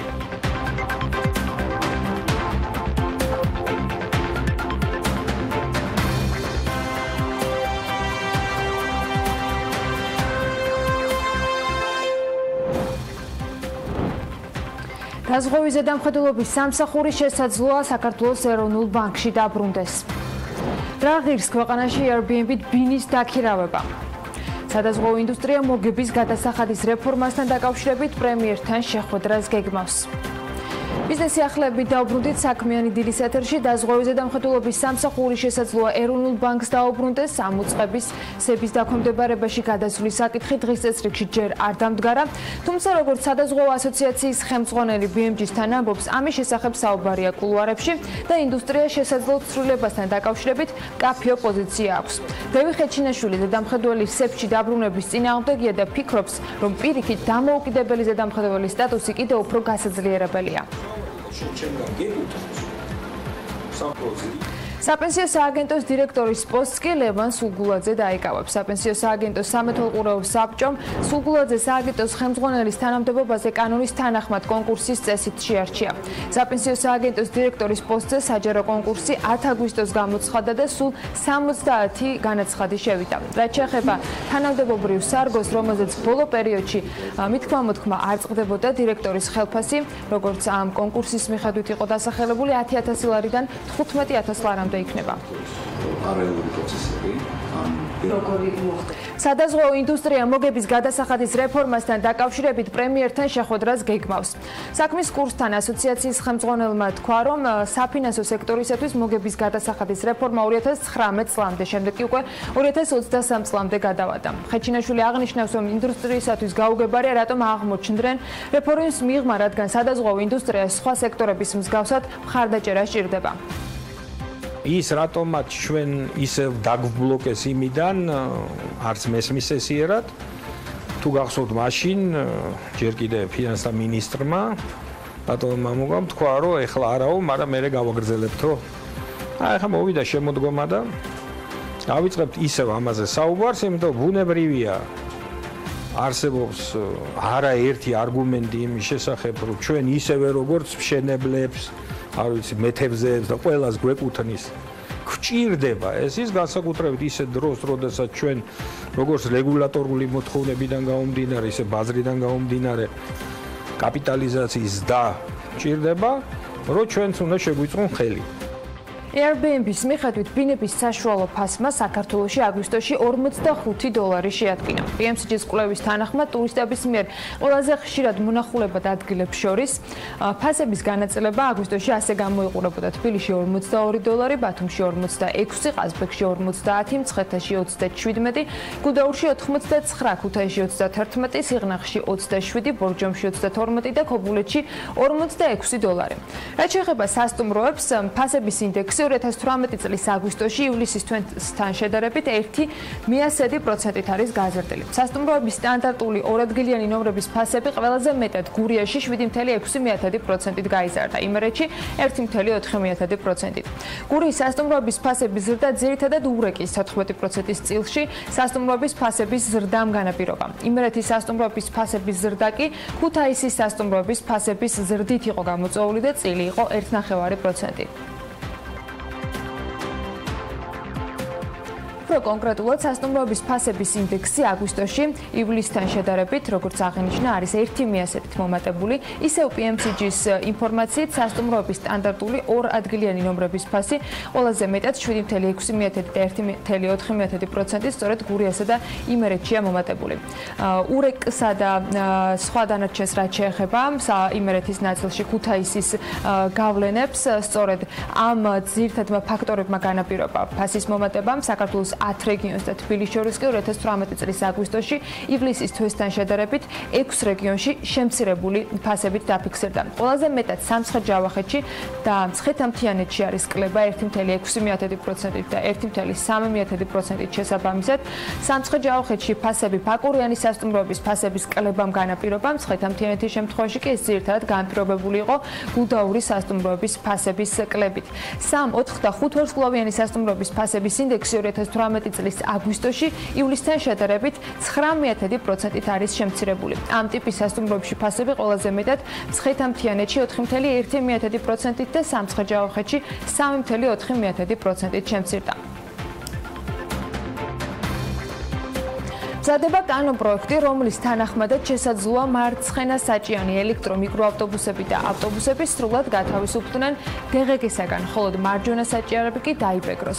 ამასთან დაკავშირებით პარლამენტის გარემოს დაცვის და ბუნებრივი რესურსების კომიტეტის თავმჯდომარემ კახა კუჯავამ ისაუბრა კოლეგებთან, დეპუტატმა დარგობრივი ეკონომიკისა და ეკონომიკური პოლიტიკის კომიტეტის სხდომაზე წარადგინა სწორედ კანონის პროექტი, რომლის მიხედვითაც ელექტროძრავიანი ავტობუსების, მათ შორის მიკროავტობუსების იმპორტი და მიწოდება გათავისუფლდება დამატებული ღირებულების გადასახადისაგან.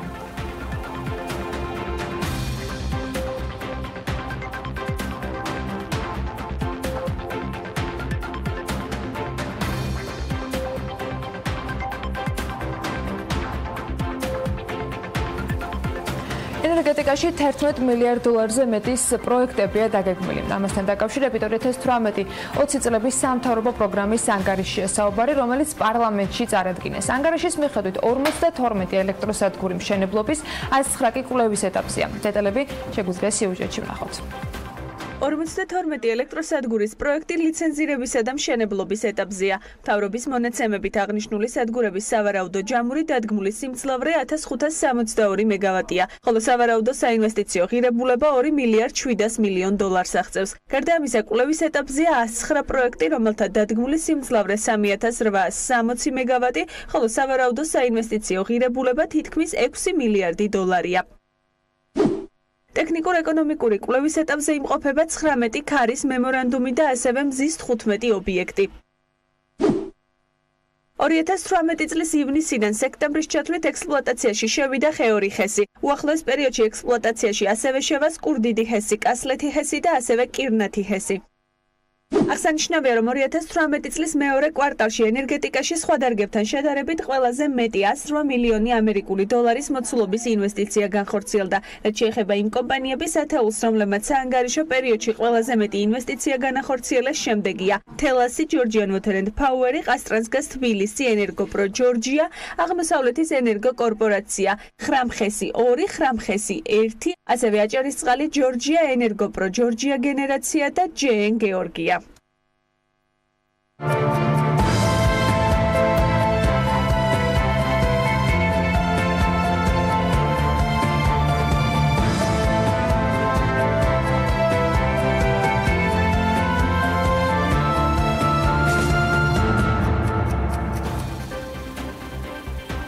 მიმდინარე კვირის საერთაშორისო ვაჭრობა ნავთობის ბაზარზე სტაბილური ფასით დაიწყო. რაც როგორც აღინიშნა ინვესტორების ყურადღების მაინც შეერთებული შტატებისა და ჩინეთის სავაჭრო ომზე გადატანამ განაპირობა, დაძაბულობა ორ ქვეყანას შორის ნედლეულის მოთხოვნის შემცირების მოლოდინსაც ქმნის. აი რა ხდება დანარჩენი მიმართულებებით? როგორ დაისვენა ზოგი ჯამში მსოფლიო ბაზარმა, უпростоრად როგორ არ დაუსვენია. მე მგონი ეს ერთჯერს ვთქვა. მაგრამ ისიც ვიცი, რომ ძალიან აქტიურად შრომობდა გოგა მელიქიძეც, იგი უკვე პირდაპირ ეთერში არის ჩვენთან, კალტენტაგარტის სათავო ოფისიდან, მისი საბროკერო მიმართულების ხელმძღვანელი ხსნის თავის სატელევიზიო სეზონს, საკმაოდ საინტერესოს თან იმ სავაჭრო ომების ფონზე. ჯამში კვირეული იყო საკმაოდ ზოგადად ვშვიდით, თუ არ ჩავთვლით იმ ტრენდს, რომ მცირედით კვლავ შემცირდა ოქროს ფასი და საკმაოდ აქტიურად კვლავ მიიწევს წინ ამერიკის შეერთებული შტატების ეკონომიკა. მე გოგა მელიქიძეს და ყველა ჩვენს პარტნიორს კალტენტაგარტიდან წარმატებულ სატელევიზიო სეზონს უსურვებ და ასევე წარმატებებს მათ ყოველდღიურ საქმიანობაში საინვესტიციო ბანკ კალტენტაგარტში. წარმატებები გოგა და გისმენთ ყურადღებით. მშვიდობისა გიორგი, მოგესალმები ტელემაყურებელს. გამოდი ჩვენ ეს ერთი თვე დავისვენეთ, მოდი შევაჯამებ მიმდინარე წელს პირველ 8 თვეს და სექტემბრის პირველ ნახევარს, ესე ვთქვათ. ამერიკაში დავიწყოთ, ამერიკაში საკმაოდ კარგი ზდებია საფონდო ბაზრების მიმართულებით, აქცია ამერიკული საფონდო ბაზრები და ფასიან კაღადები კარგად იზრდება, შევხედოთ ძირითად ინდექსებს, Dow Jones ინდექსი გაზრდილია დაახლოებით 5.6%-ით, 8.6% არის გაზრდილი S&P 500, NASDAQ-ია ყველაზე კარგად გაზრდილი დაახლოებით 18%-მდე. ანუ შეიძლება ითქვას, რომ თუ გადავხედავთ სოფლიოს საფონდო ბაზრებს და ფასიან ქაღალდებს, ამერიკა საკმაოდ კარგ და დამაჯერებელ დებს აჩვენებს, ანუ წლის განმავლობაში, წლის დასაწყისში უბრალოდ ინვესტორებს ფული რომ განეხორციელებინათ თავიანთი დანაზოგები ამერიკულ საფონდო ბაზრებზე და ფასიან ქაღალდებში, მათ საშუალოდ გააჩნია რომელი მიმართულებით განათავსებდნენ, სადაც 10-12%-იანი ზრდა ექნებოდა. ზოგადად რო შევხედოთ, გასულ კვირასაც საკმაოდ კარგად გაიზარდნენ ამერიკული ფასი, ამერიკული საფონდო ინდექსები, დაახლოებით 0.9% გაიზარდა Dow Jones ინდექსი, რომელიც საკმაოდ მსხვილი ინდექსია და 0.9%-იანი ზრდა მისთვის კარგია კვირის მანძილზე, 1.2% გაიზარდა S&P 500 და დაახლოებით 1.5% გაიზარდა Nasdaq-ი და 1.5%-იანი და Nasdaq-ისთვის კვირის მანძილზე საკმაოდ მაღალია.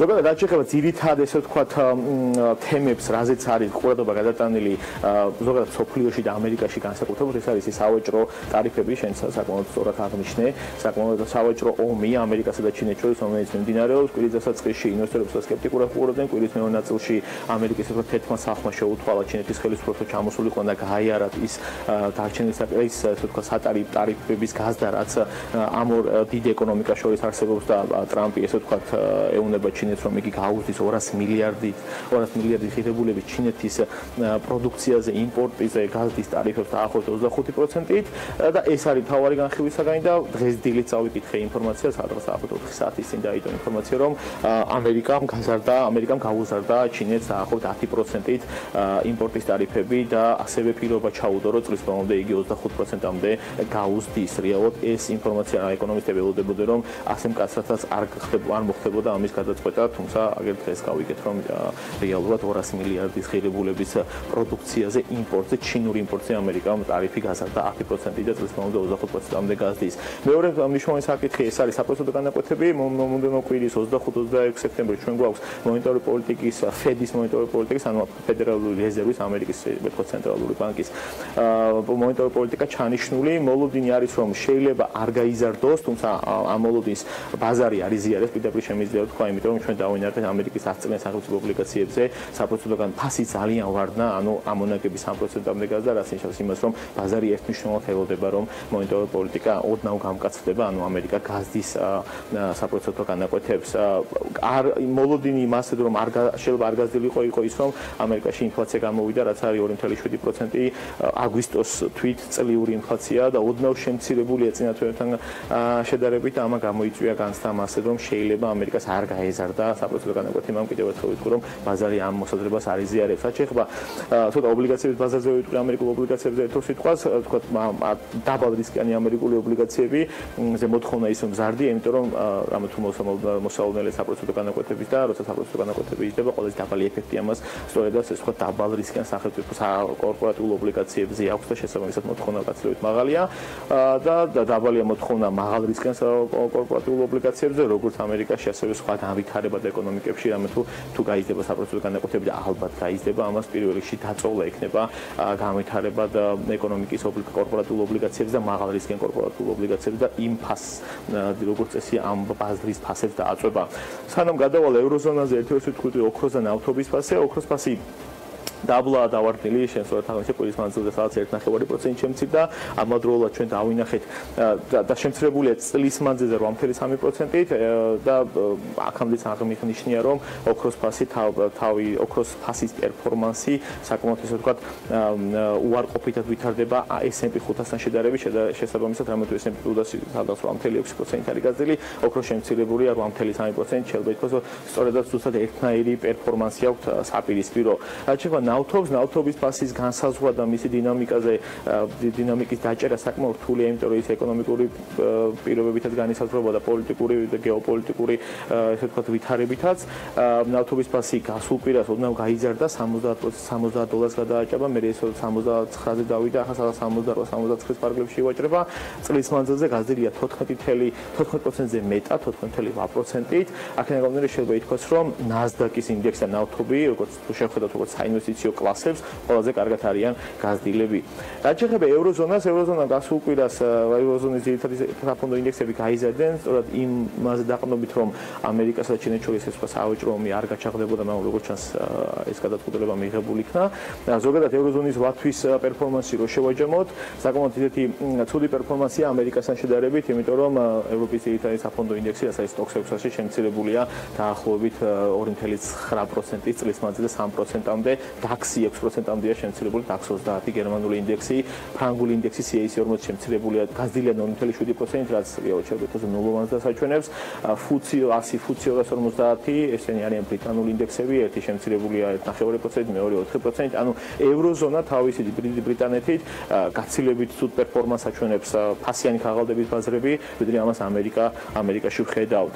ევროზონაზე ერთი რაც მნიშვნელოვანი არის ის, რომ ევროპის ცენტრალურმა ბანკმა და ინგლისის ცენტრალურმა ბანკმა არცერთმა არ გაზარდეს მოკლევადიანი საპროცენტო განაკვეთი, იგი უცვლელი დატოვეს და ასევე მარიო დრაგი მიანიშნა მასზე, რომ რამე თუ ინფლაცია გამოიყურება 2%-ზე დაბლა და ეს არის 1.7% აგვისტოს მდგომარეობით, იგი ვერ ხედავს ამის საჭიროებას, რომ გაამკაცოს მონეტარული პოლიტიკა. ერთის მხრივ, მეორეს მხრივ მან განაცხადა და ეს განცხადებულია კაიხანია, რომ ოქტომბრიდან წლის ბოლომდე, მიმდინარე წლის ოქტომბრიდან წლის ბოლომდე იგი შეამცირებს, ესე ვთქვათ, ობლიგაციების გამოსყიდვას 30 მილიარდი ევროდან 15 მილიარდ ევრომდე თვის ჭრილში, რაც ნიშნავს იმას, რომ გარკვეულწილად ამკაცრებს ცოტა სხვა საშუალებით მონეტარულ პოლიტიკას და უფრო ნაკლებ ფულს, ესე ვთქვათ, აძლევს ევროპულ კომპანიებს ბიზნესში ინვესტირებისთვის, ანუ გარკვეულწილად ესე ვთქვათ, მაინც თავს იზღვის და იჭერს ეკონომიკურ ზრდას, რომ არ მიიღოს ქვეყანაში ინფლაცია.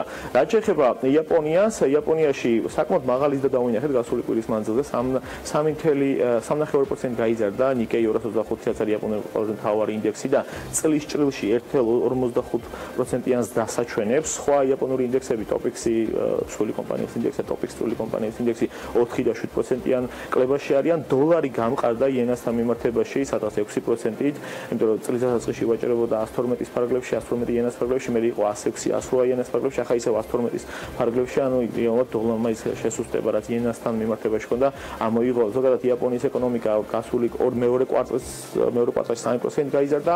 მოლოდინი არის, რომ მესამე კვარტალში შემცირდება, რამე თუ მათ გარკვეული ბუნებრივი კატაკლიზმები ჰქონდათ, რაღაც დაიტყორა რამოდენიმე ქალაქი და ჰქონდათ რამოდენიმე მნიშვნელოვანი მიწისძვრა და იძახება მესამე კვარტალში იაპონიის ეკონომიკა შემცირდება, თუმცა მეოთხე კვარტალში ამის გარკვეული ესე ვთქვათ რეკავერის გააკეთებს და ისევ ზრდას აჩვენებს. რაც შეეხება ჩინეთს, ჩინეთი არის ძალიან საინტერესო. ჩინეთში ალბათ ყველაზე საკმაოდ ცუდი მდგომარეობაა ორი მიზეზის გამო, ის რომ ამერიკამ ტარიფები გაუზარდა და თელი ეს მოლოდინი იყო, რომ ამერიკა ტარიფებს გაუზრდიდა და ეს გარკვეულ დაწოლას განიცდიდა ამის გამო ჩინური საფონდო ბაზრები. ჩინეთის შანხაი კომპოზიტი, რომელიც არის ალბათ ყველაზე მსხვილი ჩინური საფონდო ინდექსი, შემცირებულია 18%-ზე მეტი, გასულ კვირას მარტო გასულ კვირას 1%-ით დავარდა. ალბათ თუ შევხედოთ განვითარებადი ეკონომიკების ცალკეულ ინდექსებს, მსხვილ განვითარებადი ეკონომიკებს ყველაზე მეტი ვარდნა საფონდო ინდექსის თვალსაზრისით ჩინეთში გვაქვს. მაკროეკონომიკური ციფრები გამოვიდა ჩინეთის, სადაც ჩანს, რომ ჩინეთის შიდა ინვესტიციები, ესეთი ინდიკატორია, რომ ჩინეთის ფიქსირებული აქტივებში ინვესტიციები, რაც კომპანიებმა განახორციელეს 5.2% არის გაზრდილი აგვისტოს ჭრილში წლიდან წლამდე და ეს მაჩვენებელი 1999 წელთან შედარებით ყველაზე დაბალია. ამან კიდევ უფრო მეტად გააჩნია ესე ვთქვათ სკეპტიციზმი ინვესტორებში ჩინეთის მიმართ, ან დღეს დილის გადაწყვეტილება, რომ ტრამპმა გაუზარდა ტარიფები, ალბათ კიდევ უფრო მეტად დააწვევა შანხაი კომპოზიტს. ნახოთ იქ როგორ განვითარდება მოვლენები. რაც შეეხება სხვა განვითარებად ეკონომიკებს, განვითარებადი ეკონომიკები ესე ვთქვათ კარგ დღეში არ არიან. მთელი რიგი განვითარებადი ეკონომიკების ესე ვთქვათ ვარდნები ვნახეთ წლის მანძილზე, თავიდან ეს იყო არგენტინა, მერე იყო მექსიკა, შემდეგ იყო ბრაზილია, ბრაზილიაში მიმდინარეობს კიდე გარკვეული კრიზისი, შემდეგ დავინახეთ ეს თურქეთის საკმაოდ მნიშვნელოვანი დავარდნა. განვითარებადი ეკონომიკების ინდექსი, რომელსაც ჩვენ უყურებთ, ეს არის მორგან სტენლის ინდექსი, 11% არის შემცირებული, გასულ კვირას კი გაიზარდა 0.5%, მაგრამ წლის ჭრილში 11%-ზე მეტით არის შემცირებული. თურქეთი იყო ერთ-ერთი მთავარი განპირობებელი ბოლო ვარდნების განვითარებადი ეკონომიკების ინდექსის.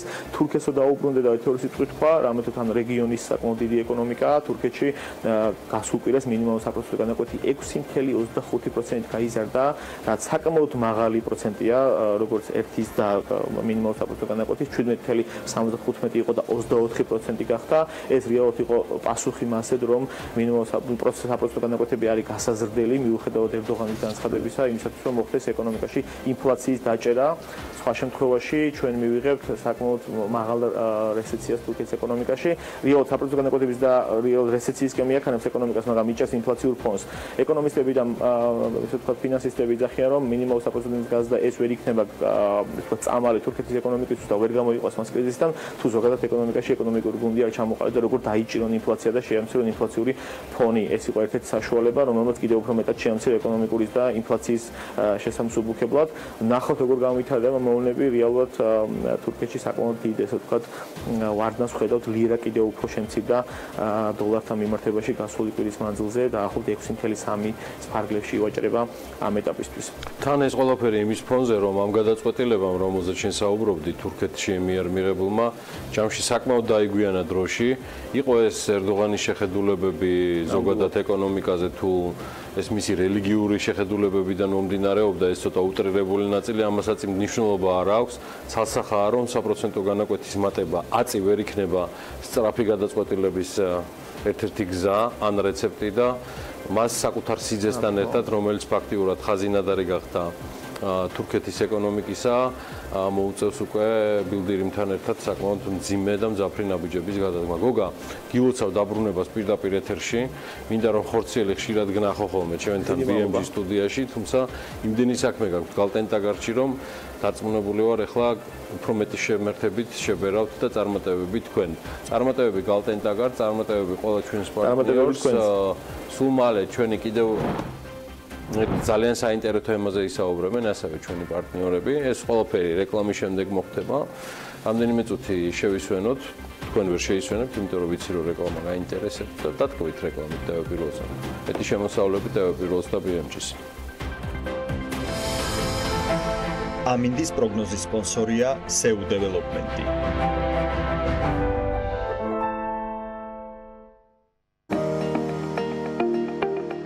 ამინდის პროგნოზის სპონსორია სადაზღვევო კომპანია უნისონი. თავისუფალი დაზღვევა თქვენი სიმშვიდისათვის.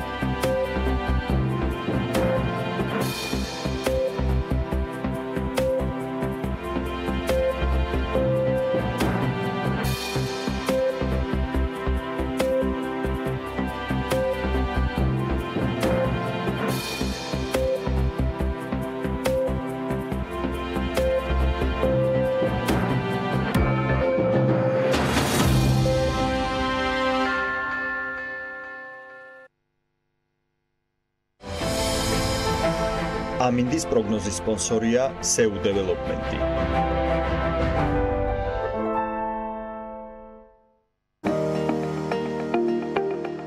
ამინდის პროგნოზის სპონსორია სადაზღვევო კომპანია უნისონი. თავისუფალი დაზღვევა თქვენი სიმშვიდისათვის.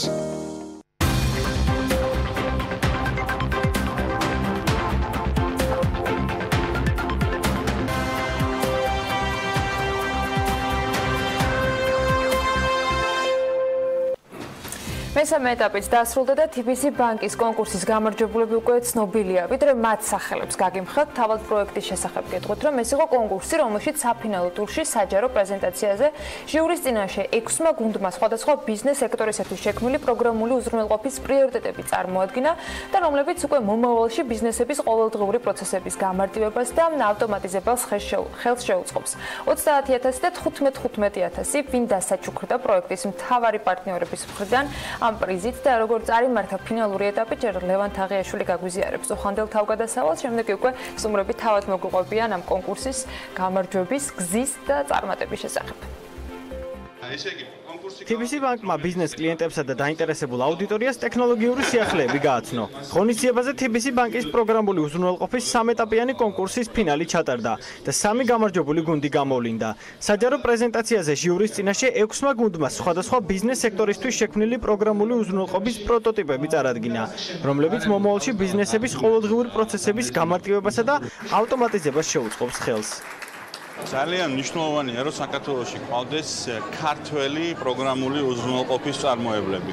ეგ ძალიან მნიშვნელოვანია, დღეს არ აქვს ძალიან ბევრი, მაგრამ გვინდა რომ ეს რაოდენობა გაიზარდოს, სწორედ ეს იყო მიზანი ჩვენი ამ ფორმატის გაშვების და მოფიქრების და 73 აპლიკანტი ყავდა, საიდანაც 3 გამარჯვებულია და მიზანი იყო რომ ამ აპლიკანტებს შემოეტანათ კონკრეტული იდეები, როგორ შეიძლება რაღაცა პროგრამულმა უზრუნველყოფამ ბიზნეს ხელი შეუწყოს. ძალიან მნიშვნელოვანია მსგავსი პროექტების განხორციელება საქართველოში, იმიტომ რომ დღეს ნამდვილად არის დეფიციტი, ასე ვთქვათ, ტექნოლოგიების პროვაიდერების და ეს საშუალებას მიცემს ადგილობრივ ბაზარს, რომ კონდეს ცდომა ადგილობრივ პროდუქტზე, რომელიც მათ საჭიროებებს ყველაზე კარგად იცნობს. რაც შეეხება კონკურსს, საკმაოდ საინტერესო მონაწილეები გვყავდა, თითქმის ყველა პროექტი კარგად იყო საჭიროება დანახული ბიზნესის, თუმცა რა თქმა უნდა, მეტნაკლებად გამარჯვებულები დაუშვათ უფრო წინ იყვნენ. პროექტის მთავარმა პარტნიორმა ევროპულმა ფონდმა სამხრეთ-აღმოსავლეთ ევროპისთვის გამარჯვებული გუნდი 30000 ლარით, მეორე და მესამე საპრიზო ადგილებზე გასული გუნდები კი 15000 ლარით დააჯილდოვა. კონკურსის მონაწილე ყველა დასრულებული პროდუქტი TBC-ის ახალ ონლაინ პლატფორმაზე Business Tool G-ზე განთავსდება, რომელიც ტექნოლოგიური პროდუქტების მომწოდებლებს ბიზნესებთან აკავშირებს. ეს კომპანიებს შესაძლებლობას აძლევს მოძებნონ, შეადარონ და აღმოაჩინონ საკუთარი ბიზნესისთვის საჭირო პროგრამული უზრუნველყოფა, კომპიუტერული პროგრამა, მობილური აპლიკაცია თუ ვებ სერვისი. ჩვენი იდეა ეს არის პროგრამული უზრუნველყოფის შეთავაზება სალონებისთვის, ესთეტიკ ცენტრებისთვის და მსგავსი ტიპის დაწესებულებებისთვის. მადლობა რა თქმა უნდა TBC ბანკს, რომ მოგცა ამ იდეის ეს საჯაროდ რეალიზაციის საშუალება, თუმცა დღევანდელი დღე ჩვენთვის არ არის მხოლოდ გამარჯვება, ეს არის პირველ რიგში ალბათ იმ შრომის და ძალიან ბევრი ნათევი ღამის დაფასება, რომელიც ჩვენმა გუნდმა მთლიანობაში გამოვიარეთ და რა თქმა უნდა დღევანდელი დღე იქნება რაღაც გარდამტეხი მომენტი ჩვენი ბიზნესისთვის, იმიტომ რომ ჩვენ რა თქმა უნდა ჩვენთვის ვაკეთებთ კარგს, მაგრამ ზრუნავთ იმაზე, რომ სხვა კომპანიები უფრო მეტად განვითარდნენ და TBC ბანკის მხარდაჭერა დაგვეხმარება ძალიან, რომ სხვებმა უფრო კარგად დაინახონ თუ რა ხელმძღვანელობა შეიძლება ქონდეს ამ პროგრამულ უზრუნველყოფას მათ განვითარებაში. აღსანიშნავია, რომ პროექტის თითოეულ ეტაპზე TBC ბანკის ბიზნეს კლიენტები თავად იყვნენ ჩართულები და ინტერნეტ ბანკი მათი რჩევებისა და საჭიროებების გათვალისწინებით განახლდა.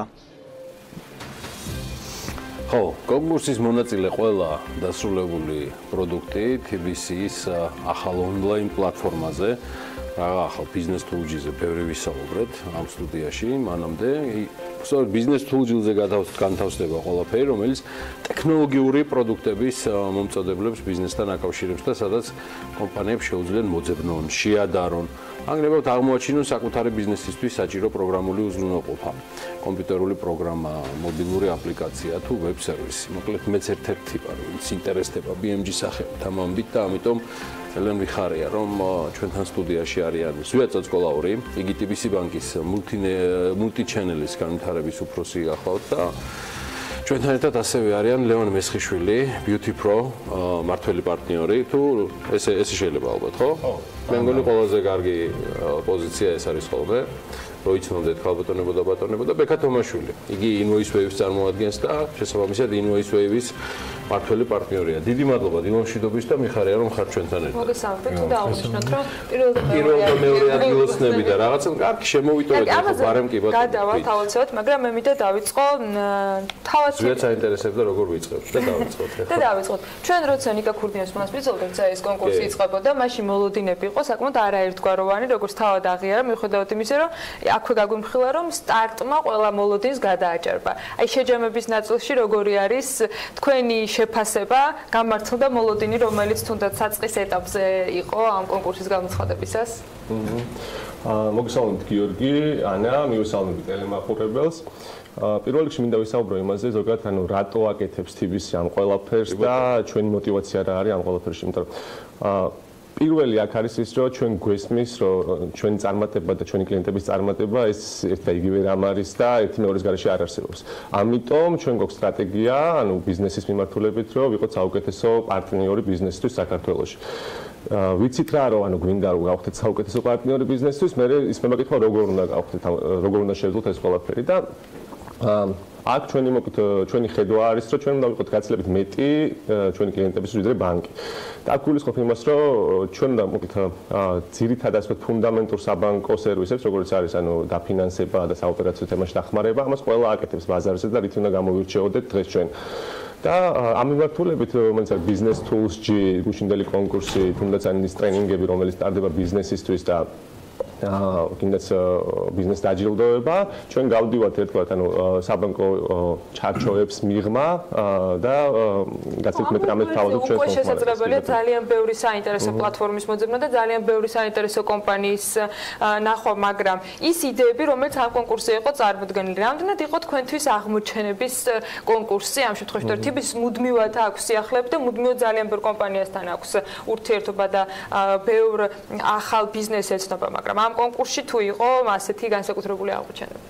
დიახ, ეს აღმოჩენები პრინციპში აქ სტუდიაში არიან ორმო და დანარჩენებიც ანუ საკმაოდ ან საინტერესო პროექტები იყო.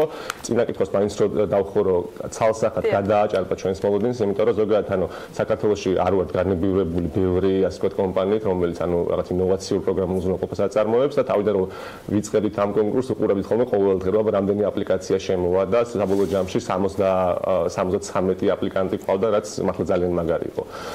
ამიტომ კი ცალსახად კმაყოფილები ვართ შედეგით და თქვენს პირად არჩევანზე მოგვიანებით გითხავთ, მაგრამ ეხა იმ ადამიანებს, რომლებიც მათ შორის აღმოჩენების რიგში არიან, გამარჯვებულებს შორის დასახელდნენ და გუშინ საკმაოდ სოლიდური პრიზებიც მიიღეს, მოდით ასე ვთქვათ და გარდა იმისა, რომ ექნებათ ამ პლატფორმაზე განთავსების შესაძლებლობა. გაგვაცანით Beauty Pro, რას წარმოადგენს და რა იდეით იყავით ამ კონკურსში წარმოდგენილები? Beauty Pro უკვე დღევანდელ რეალობაში სისტემჯეტი არის მთლიანად გადაკეთებული. მას შემდეგ რაც დავიწყეთ TV-სთან კონსულტაციები, ფაქტიურად თავიდან ბოლომდე შევცვალე ძალიან ბევრი მიმართულება ჩვენს პროგრამაში, რომელსაც რამდენიმე წელია უკვე ხვეწავთ და ვაკეთებთ. ეს არის პროგრამული უზრუნველყოფა ისეთი კომპანიებისთვის, როგორებიც არიან თქო სილამაზის სალონები, ესთეტიკ ცენტრები, სპა, მასაჟის სალონები და ისეთი კომპანიები, რომლებიც მსგავსი ტიპის სერვისებს თავაზობენ თავიანთ კლიენტებს, ხო? და რას გულისხმობს? ეს გულისხმობს რას აქამდე ქართულ მსგავს კომპანიებს არ ქონდათ საშუალება რომ პროგრამულ უზრუნველყოფაში მოექციათ თავიანთი სერვისები კლიენტების ბაზა, ონლაინ ჩაწერა, კი ბატონო. ანუ ეს არის საუბარი მთლიან ანალიტიკაზე, ვინ იყო მოსული, რა ჩაიტარა, ვინ ვისთან იყო მოსული, ხელფასების ავტომატური დაანგარიშების სისტემა, საკმაოდ სპეციფიური სფერო არის და საკმაოდ სპეციფიური ბიზნესი აღმოჩნდა ჩვენთვისაც, არ ველოდით ნამდვილად. თუმცა ამდენმა წლიანმა მუშაობამ შედეგი გამოიყო და დღეს სრულიად განსხვავებული მიმართულება გვაქვს. ეს არის მთლიანად სრულყოფილი პროგრამული უზრუნველყოფა, რომელიც ეხმარება რომ თავიანთი ყოველდღიურობა ბევრად უფრო ჯანსაღი გახადონ. ბევრად უფრო კომფორტულები იყვნენ თავიანთი კლიენტებისთვის და უკვე ამ თვის ბოლოს, როგორც დავაანონსეთ, ერთ-ერთი ჩვენი კლიენტის მაგალითად მობილური აპლიკაცია გამოვა, რომელთაც უკვე მათი კლიენტები ისარგებლებენ და მოახდენენ ჩაწერებს სასრულ დროს სასრულ სპეციალისტთან, ხო? რამდენად იქნება შესაძლებელი უნიკალური აპლიკაციის არსებობა, რომელიც თუნდაც რამდენიმე სალონს, რამდენიმე თქვათ სხვადასხვა დაწესებულებასაც მომსახურების მიღება შესაძლებელი, ერთდროულად მოუყრის თავს და ამ შემთხვევაში უკვე კლიენტის სარგებელზეც იქნება მორგებული, რომ თუ თქვათ ერთ შემთხვევაში მისთვის სასურველ დროს არ არის ერთ კონკრეტულ ადგილზე მიღება შესაძლებელი, მან უკვე ალტერნატივები ადგილზე ნახოს. გუშინ გაგრას ეს იყო ერთ-ერთი მნიშვნელოვანი სიახლე, რაც განვაცხადეთ, რომ ჩვენი მოდულები იმდენად მნიშვნელოვანი და ღრმა არის, რომ ჩვენ დაგეგმილი გვაქვს სხვადასხვა ბიზნესებზე გადავიდეთ, უკვე არ მხოლოდ სალონები, არამედ რესტორნები და ასე შემდეგ. რეალურად ყველა ის მომსახურება, რომელიც ონლაინ დაჯავშნას საჭიროებს, შესაძლებელი გახდება, რომ ონლაინ დაჯავშნით. კი, ესაა ჩვენი საბოლოო მიზანი, რომ შევქმნათ ერთიანი უნიკალური პლატფორმა, რომელიც საშუალებას მისცემს კლიენტს, ნებისმიერ ადამიანს, რომ ბევრ სხვადასხვა ობიექტში მოახდინოს ჩაწერა. ეს არის საბოლოო მიზანი. თუმცა იქამდე მისვლა გჭირდება, რა თქმა უნდა. აი ამ კონკურსის პროცესში რა ცვლილება განიცადა თქვენო პლატფორმამ? გეტყვით, თავიდან იყო საუბარი იმაზე, რომ ჩვენი ჭკუით როგორც საჭიროდ ჩავთვალეთ, ისე ვამუშავებდით თუნდაც იმ დატას, რომელიც რეალურად ქონდათ ხო არსებულ სალონებს, მაგრამ ყველაზე მნიშვნელოვანი აქ ის არის, რომ როდესაც ხარ სტარტაპი, გჭირდება შენზე ბევრად უფრო ჭკვიანი და გამოცდილი ადამიანების ხარდაჭერა, თუნდაც იმ იდეებით, რომელიც მოგვაწოდეს. მათ შესაბამისად დატის დამუშავება, ანუ ინფორმაციის დამუშავება, ხო? თლიანად შევცვალეთ და საერთოდ სხვა სურათი მივიღეთ. რაც პირდაპირ არის დაკავშირებული TBC-სთან, იმიტომ რომ აქამდე არ იყო იმის საშუალება, რომ პროგრამაში მიუხედავად იმისა, რომ ინფორმაცია არსებობდა, კარგად შეედარებინა სალონის მეპატრონის, თუნდაც კონკრეტული წლის რომელიღაც თვე, თუნდაც გასული წლის ან ახლანდელის და აი ეს ძალიან ბევრი წრულ-წრული ნიუანსი არის, რომელსაც თუ კი გამოიყენებს, ძალიან დიდ შედეგზე გავა. ხო, ეს დაეხმარება, რომ თქვა მარკეტინგული მიმართულება და დაგეგმოს და აწარმოოს კარგად. აქ არის საუბარი იმაზე, რომ ჩვენ ვაძლევთ საშუალებას აღმოჩინოს, ვინ არის ყველაზე ლოიალური კლიენტი. ანუ შესაძლებელია ძველი ინფორმაციის, ისეთი ინფორმაციის, რომელიც დღეს ერთგვარ საქაღალდე სამუშაოდ ითვლება, მისი შეტანა და რეალ დამონაცემების ანალიზის გაკეთება. ეს რა თქმა უნდა შესაძლებელი არის, უბრალოდ ნუ ყველაზე ეს მართლა ძალიან დიდი პრობლემა არის სალონებისთვის, რომ ყველაფერი აქვს ბაინდერებში ჩალაგებული წლების მიხედვით, ვინ რა საკეთებდა და როგორ. თუ კი მათ ექნებათ სურვილი, მათ შეუძლიათ რომ შეიყვანონ პროგრამაში, რა თქმა უნდა და მიიღონ იმის საშუალება, რომ ძველი დატას დაამუშავონ, რაც ჰქონდათ ადრე. ლევან მესხიშვილს მე მგონი აქვს განახლებულ შესაძლებლობებთან დაკავშირებით კიდევ უმასპინძლებ ძალიან საინტერესო ამბებსაც მithumetes კომპანიების მხრიდან დაინტერესება დაწესებულა. ხო, ეხლა გადავიდეთ ბექაზე. ბექა თომაშვილი ქალბატონი. იგივე კითხვით აბსოლუტურად რას წარმოადგენს ინვოისები და თქვენთვის რაც სრულებების ეტაპი იყო ეს? ეს ისე რომ მეორე ადგილის პრიზიორი ბრძანდებით. კი ბატონო. ნუ პირველ თავიდან ჯერ ვისარგებლოთ თქვენი ეთერით და მადლობა მინდა გადაუხადოთ TBC-ს, რომ მოგვეცა მონაწილეობის საშუალება თვითონ ამ კონკურსში.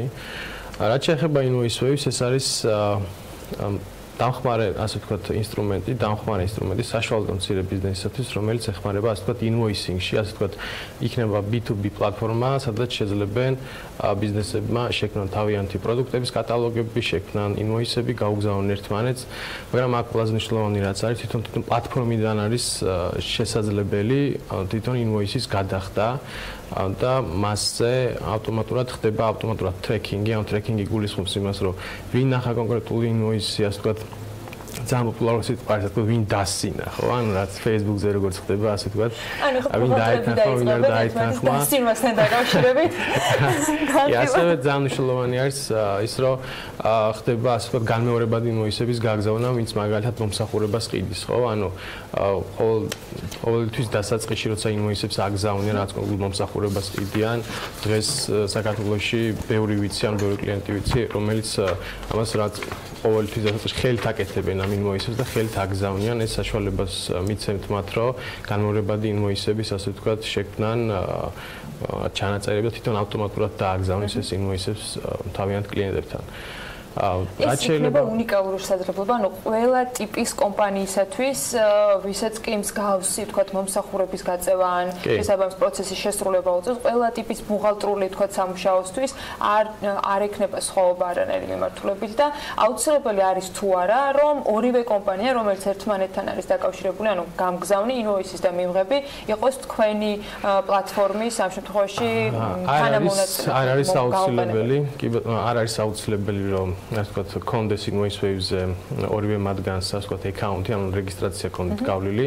მთავარი აქ არის, რომ ერთი მხარე, რომელიც ინვოისს აგზავნის და ამ ინვოისს რომ იყვება, ასე ვთქვათ, ღილაკი, გადახდის ღილაკი, ამ გადახდის ღილაკს მეორე მხარე გადაიხდის პლატფორმაზე რეგისტრაციის შემდეგ, თუ ის გადაიხდის ცალკე ბანკინგით, მაგას არ აქვს მნიშვნელობა. მთავარი აქ არის ის, რომ თუ გამგზავნს ეს ამ მონაწერში, ანუ ბანკთან მჭიდროდ ვიქნებით, ასე ვთქვათ, დაკავშირებული და ამ მონაწერში გაჩნდება თუ არა შესაბამისი ტრანზაქცია, ანუ კლიენტ გადახდილი თანხის ის ავტომატურად აისახება გამგზავნის, ასე ვთქვათ, პლატფორმაზე და ავტომატურად მიებმევა შესაბამისი ინვოისის გადახდილი ავტომატურად თანხი. თავარი მაინტერესებს რა მოგცა კიდე დამატებით ამ კონკურსში მონაწილეობამ. ანუ ეს კიდევ ერთი კითხვა, რაც ლევანთან პრინციპში სინქრონშია და უნისონში. დამატებით მოგცა დიდი შესაძლებლობები მოგცა ის, რომ მოგვეცა საშუალება, რომ ასე ვთქვათ, ჩვენი პროდუქტი მიგვეტანა იმ მოხმარებლამდე, უფრო მარტივად, თუნდაც ბიზნეს ტულსის დახმარებით, რაც ჩვენთვის საკმაოდ მოკლედ ძალიან დიდი პლუსია. არც თქვენ არ მოგაკლებთ ყურადღებას, გამოყენებებია რამდენიმე ბიზნესმენისგან ამ კონტაქტებს და ყველაფერს გაგატან ცხადია საუბრის ბოლოს, თუმცა გვაინტერესებს ამ ყველაფრის გაგრძელება, იმიტომ რომ ჩვენთვისაც საშუალო საქმეს აკეთებ. ისევ ანალოგიაშულ საქმეს. თქვენი პირადი არჩევანი რომელი კომპანია აღმოჩნდა თქვენთვის ყველაზე საინტერესო, რომელსაც დღესვე გადმოიწვევთ და გამოიყენებდით?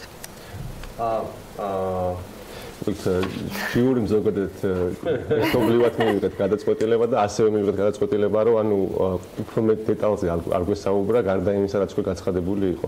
პირველ რიგში ანუ კრიტერიუმი ძირითადი ეს იყო, რომ რამდენად არსებით პრობლემას ჭრის ეს ჩვენი კლიენტებისთვის, რამდენად რეალისტურია ამის დასრულება და შემდეგ რამდენად მარტივი იქნება ბიზნესისთვის ამ რაღაცის ან დანერგვა, ამ პროგრამული უზრუნველყოფის და ასე შემდეგ. ამიტომ ხო, კი, ცალსახად ძალიან გულინწყდება ბევრზე, რომელმაც ანუ გუშინ იყო, ან რომელიც გუშინ თუნდაც არ იყო ფინალში და ძალიან საინტერესო პროექტები იყო. თუმცა აქვე ანუ თუ მომწონთ კიდე რამდენიმე წამს დავამატებ იმას, რომ მე მგონია, რომ პრინციპში ყველა ეს ადამიანი, ვინც გუშინ იყო გამარჯვებული, იმიტომ რომ მგონია რომ ყველაზე ღირებული რაც TBC-მ შეიძლება მისცეს ამ ხალხს არის და გაცილებით უფრო ღირებული ვიდრე ფულადი ჯილდო. ეს არის გვერდში დგომა პირველ რიგში რეალიზაციის კუთხით, რომ ნებისმიერ სტარტაპს თავიდან ძირითადი ასე გამოწვევა აქვს, რომ გაყიდოს ანუ პირველი, მეორე, მესამე და თუ ამაში დაეხმარება ასე ვთქვათ ბანკი, ეს იქნება გაცილებით უფრო ღირებული მათთვის ვიდრე კონკურსში გამარჯვება, ამიტომ პრინციპში ყველას ულობს. წარმატებები და უღრმესი მადლობა მობრძანებისთვის. ვიაწოთ სკოლაურს TBC-ის multi-channel-ის განვითარების უფროს. როგორც უკვე წარმოგიდგინეთ, პირველ ადგილოსანს ლევან მესიშვილს, იგი Beauty Pros-ის მმართველი პარტნიორია და ბექა თომაშვილი, Invoice Wave. არ მოაკლდება არც ამ სტარტაპებს ჩვენი ყურადღება, მარტო ამიტომ არის მნიშვნელოვანი ასეთი ღონისძიებები. წარმატებებს გისურვებთ, წარმატებული დღე მეგობრებო და ჩვენ სულ მალე რეკლამის შემდეგ დაგიბრუნდებით.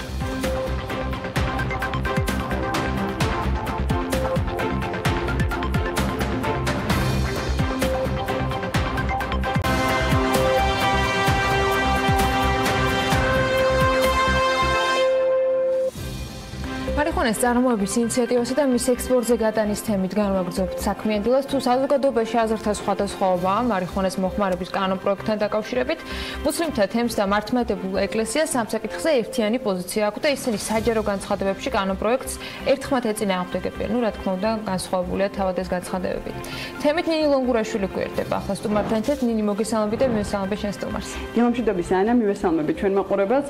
სანამ სტუმართან გადავალ, იქამდე სტატისტიკა მინდა შემოგთავაზოთ. შინაგან საქმეთა სამინისტროს ინფორმაციით, იანვარ აგვისტოში ქვეყანაში ნარკოლოგიური შემოწმება სულ 6675 პირმა გაიარა და მათგან ნახევარზე მეც 3628 პირს დადებითი შედეგი დაუდგინდა. ამასთან დედაქალაქის მასშტაბით ნარკოლოგიური შემოწმება 2871 პირმა გაიარა და მათგან ნახევარზე მეც 1707 პირს დადებითი შედეგი დაუდგინდა.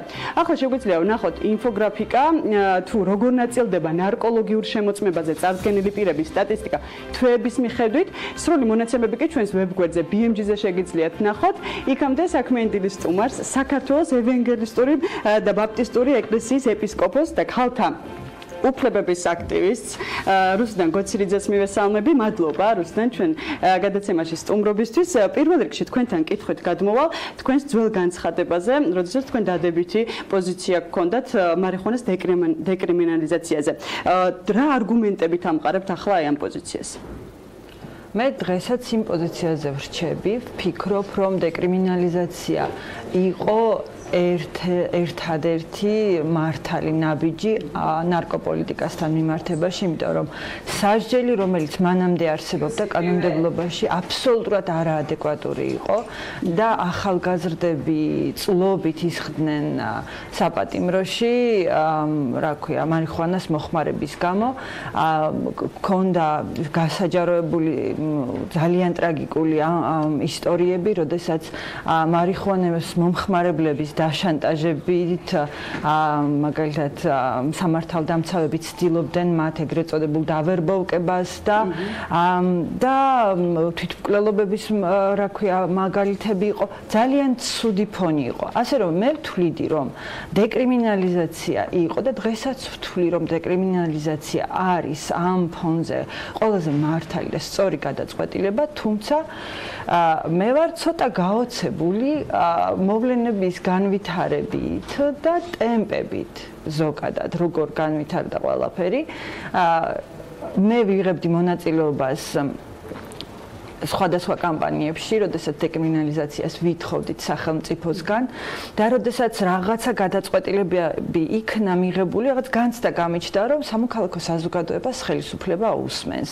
ან რაღაცას წარმოვადგენთ, როგორც მოქალაქეები ამ ქვეყნისთვის და ამ ხელისუფლებისთვის და უცებ აღმოჩნდა, რომ კი არ წარმოვადგენთ რამეს. მთელი ეს პროცესი იყო რაღაცა კარგი, მომგებიანი ბიზნეს გეგმის ნაწილი და ვარ ძალიან იმედგაცრუებული. ჩაგეკითხებით, თქვენ საკუთარ Facebook გვერდზე დაწერეთ, რომ ეს ყველაფერი, რაც თბილისში აქციების მიმდინარეობას ეხებოდა, თქვენ დაწერეთ Facebook-ზე, რომ ეს ყველაფერი იყო ბოლო პერიოდში, რაც იმართება დიდი და მომგებიანი ბიზნეს გეგმის ერთი პრელუდია ყოფილა ეს ყველაფერი და ხომ არ თქვით, რომ ეს თქვენი პოზიცია და იმ საზოგადოების იმ ნაწილის პოზიცია, რომლებიც დეკრიმინალიზაციის მომხრე იყვნენ. ხომ არ თვლით, რომ აი უხეშად რო ვთქვამთ, გამოიყენა მართლმა ძალამ აი ეს პოზიცია მოსახლეობის ამ ნაწილის?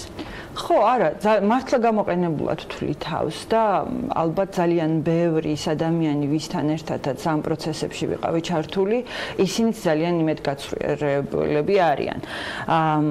საქმე ის არის, რომ თავად მარიხუანა ვერ გახდება რაღაც დიდი ტრაგედია ვერც ქვეყნისთვის, ვერანაირ ფორმატში. უბრალოდ ტრაგედია არის ის, რომ ხელისუფლება, რომელიც გვეუბნება, რომ ამას მე ის აკურატულად გააკონტროლებს, რომ არსად არ იქნება ესეთ შავი ხვრელები, საიდანაც გაძვრება ნარკოტიკი, ხო? ჯერ ერთი იმ გამოცდილებით, რასაც აკონტროლებს, ხვდებით, რომ ამის პასუხისმგებლობის ამღები ვერ არის.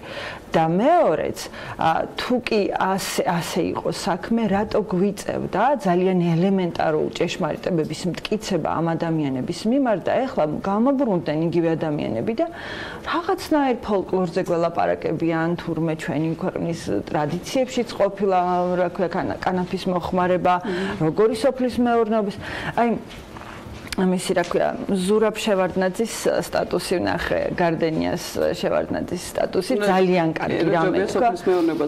რა გგონიაო, ესე მარტივად მოიყვანება მარიხუანაო, იმასაც იგივე შრომა ჭირდება, რაც ყველა სხვა სოფლის მეურნეობის პროდუქტს და არ სხვა რამეს რაღაცა არ ვიკლავთ თავს.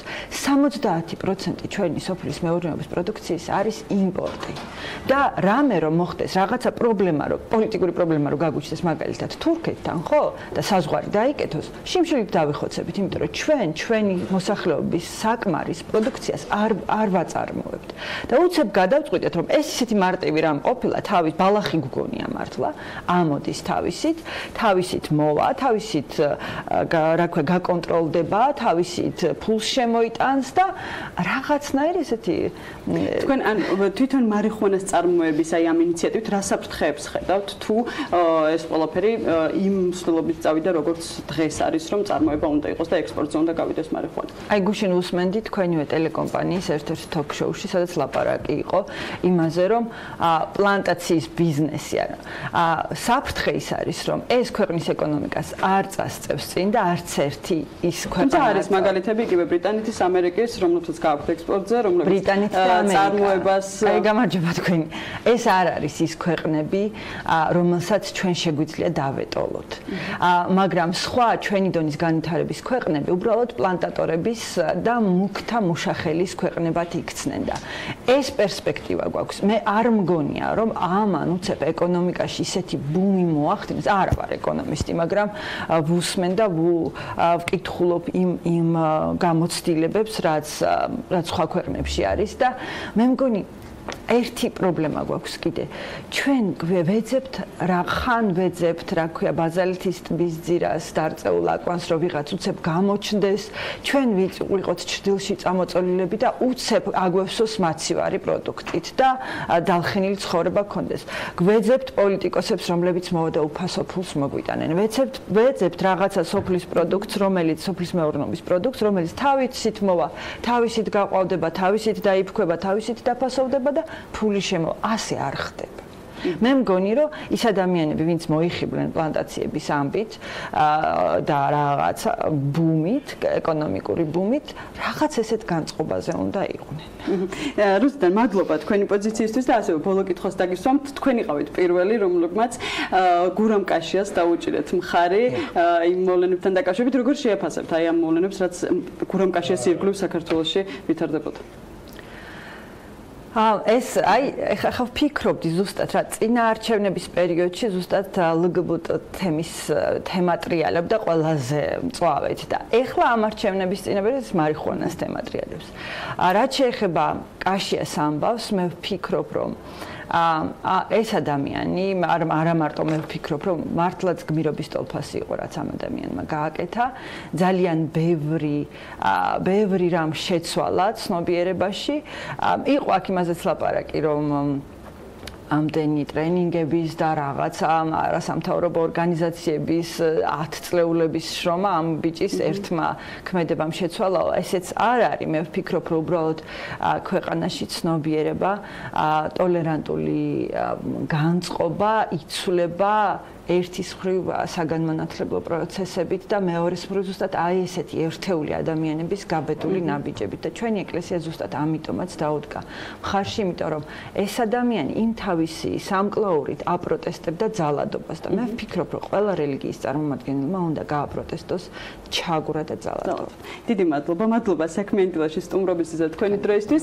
რუსუდან გოცირიძე სტუმრობდა საქმიანი დილას, საქართველოს ევანგელისტურ ბაპტისტური ეკლესიის ეპისკოპოსი და ქალთა უფლებების აქტივისტი. მადლობა ნინის და მის სტუმარს ძალიან საინტერესო საუბრისათვის. ჩვენ მცირე სარეკლამო პაუზაზე გავალთ და რამდენიმე წუთში დაგებრუნდებით.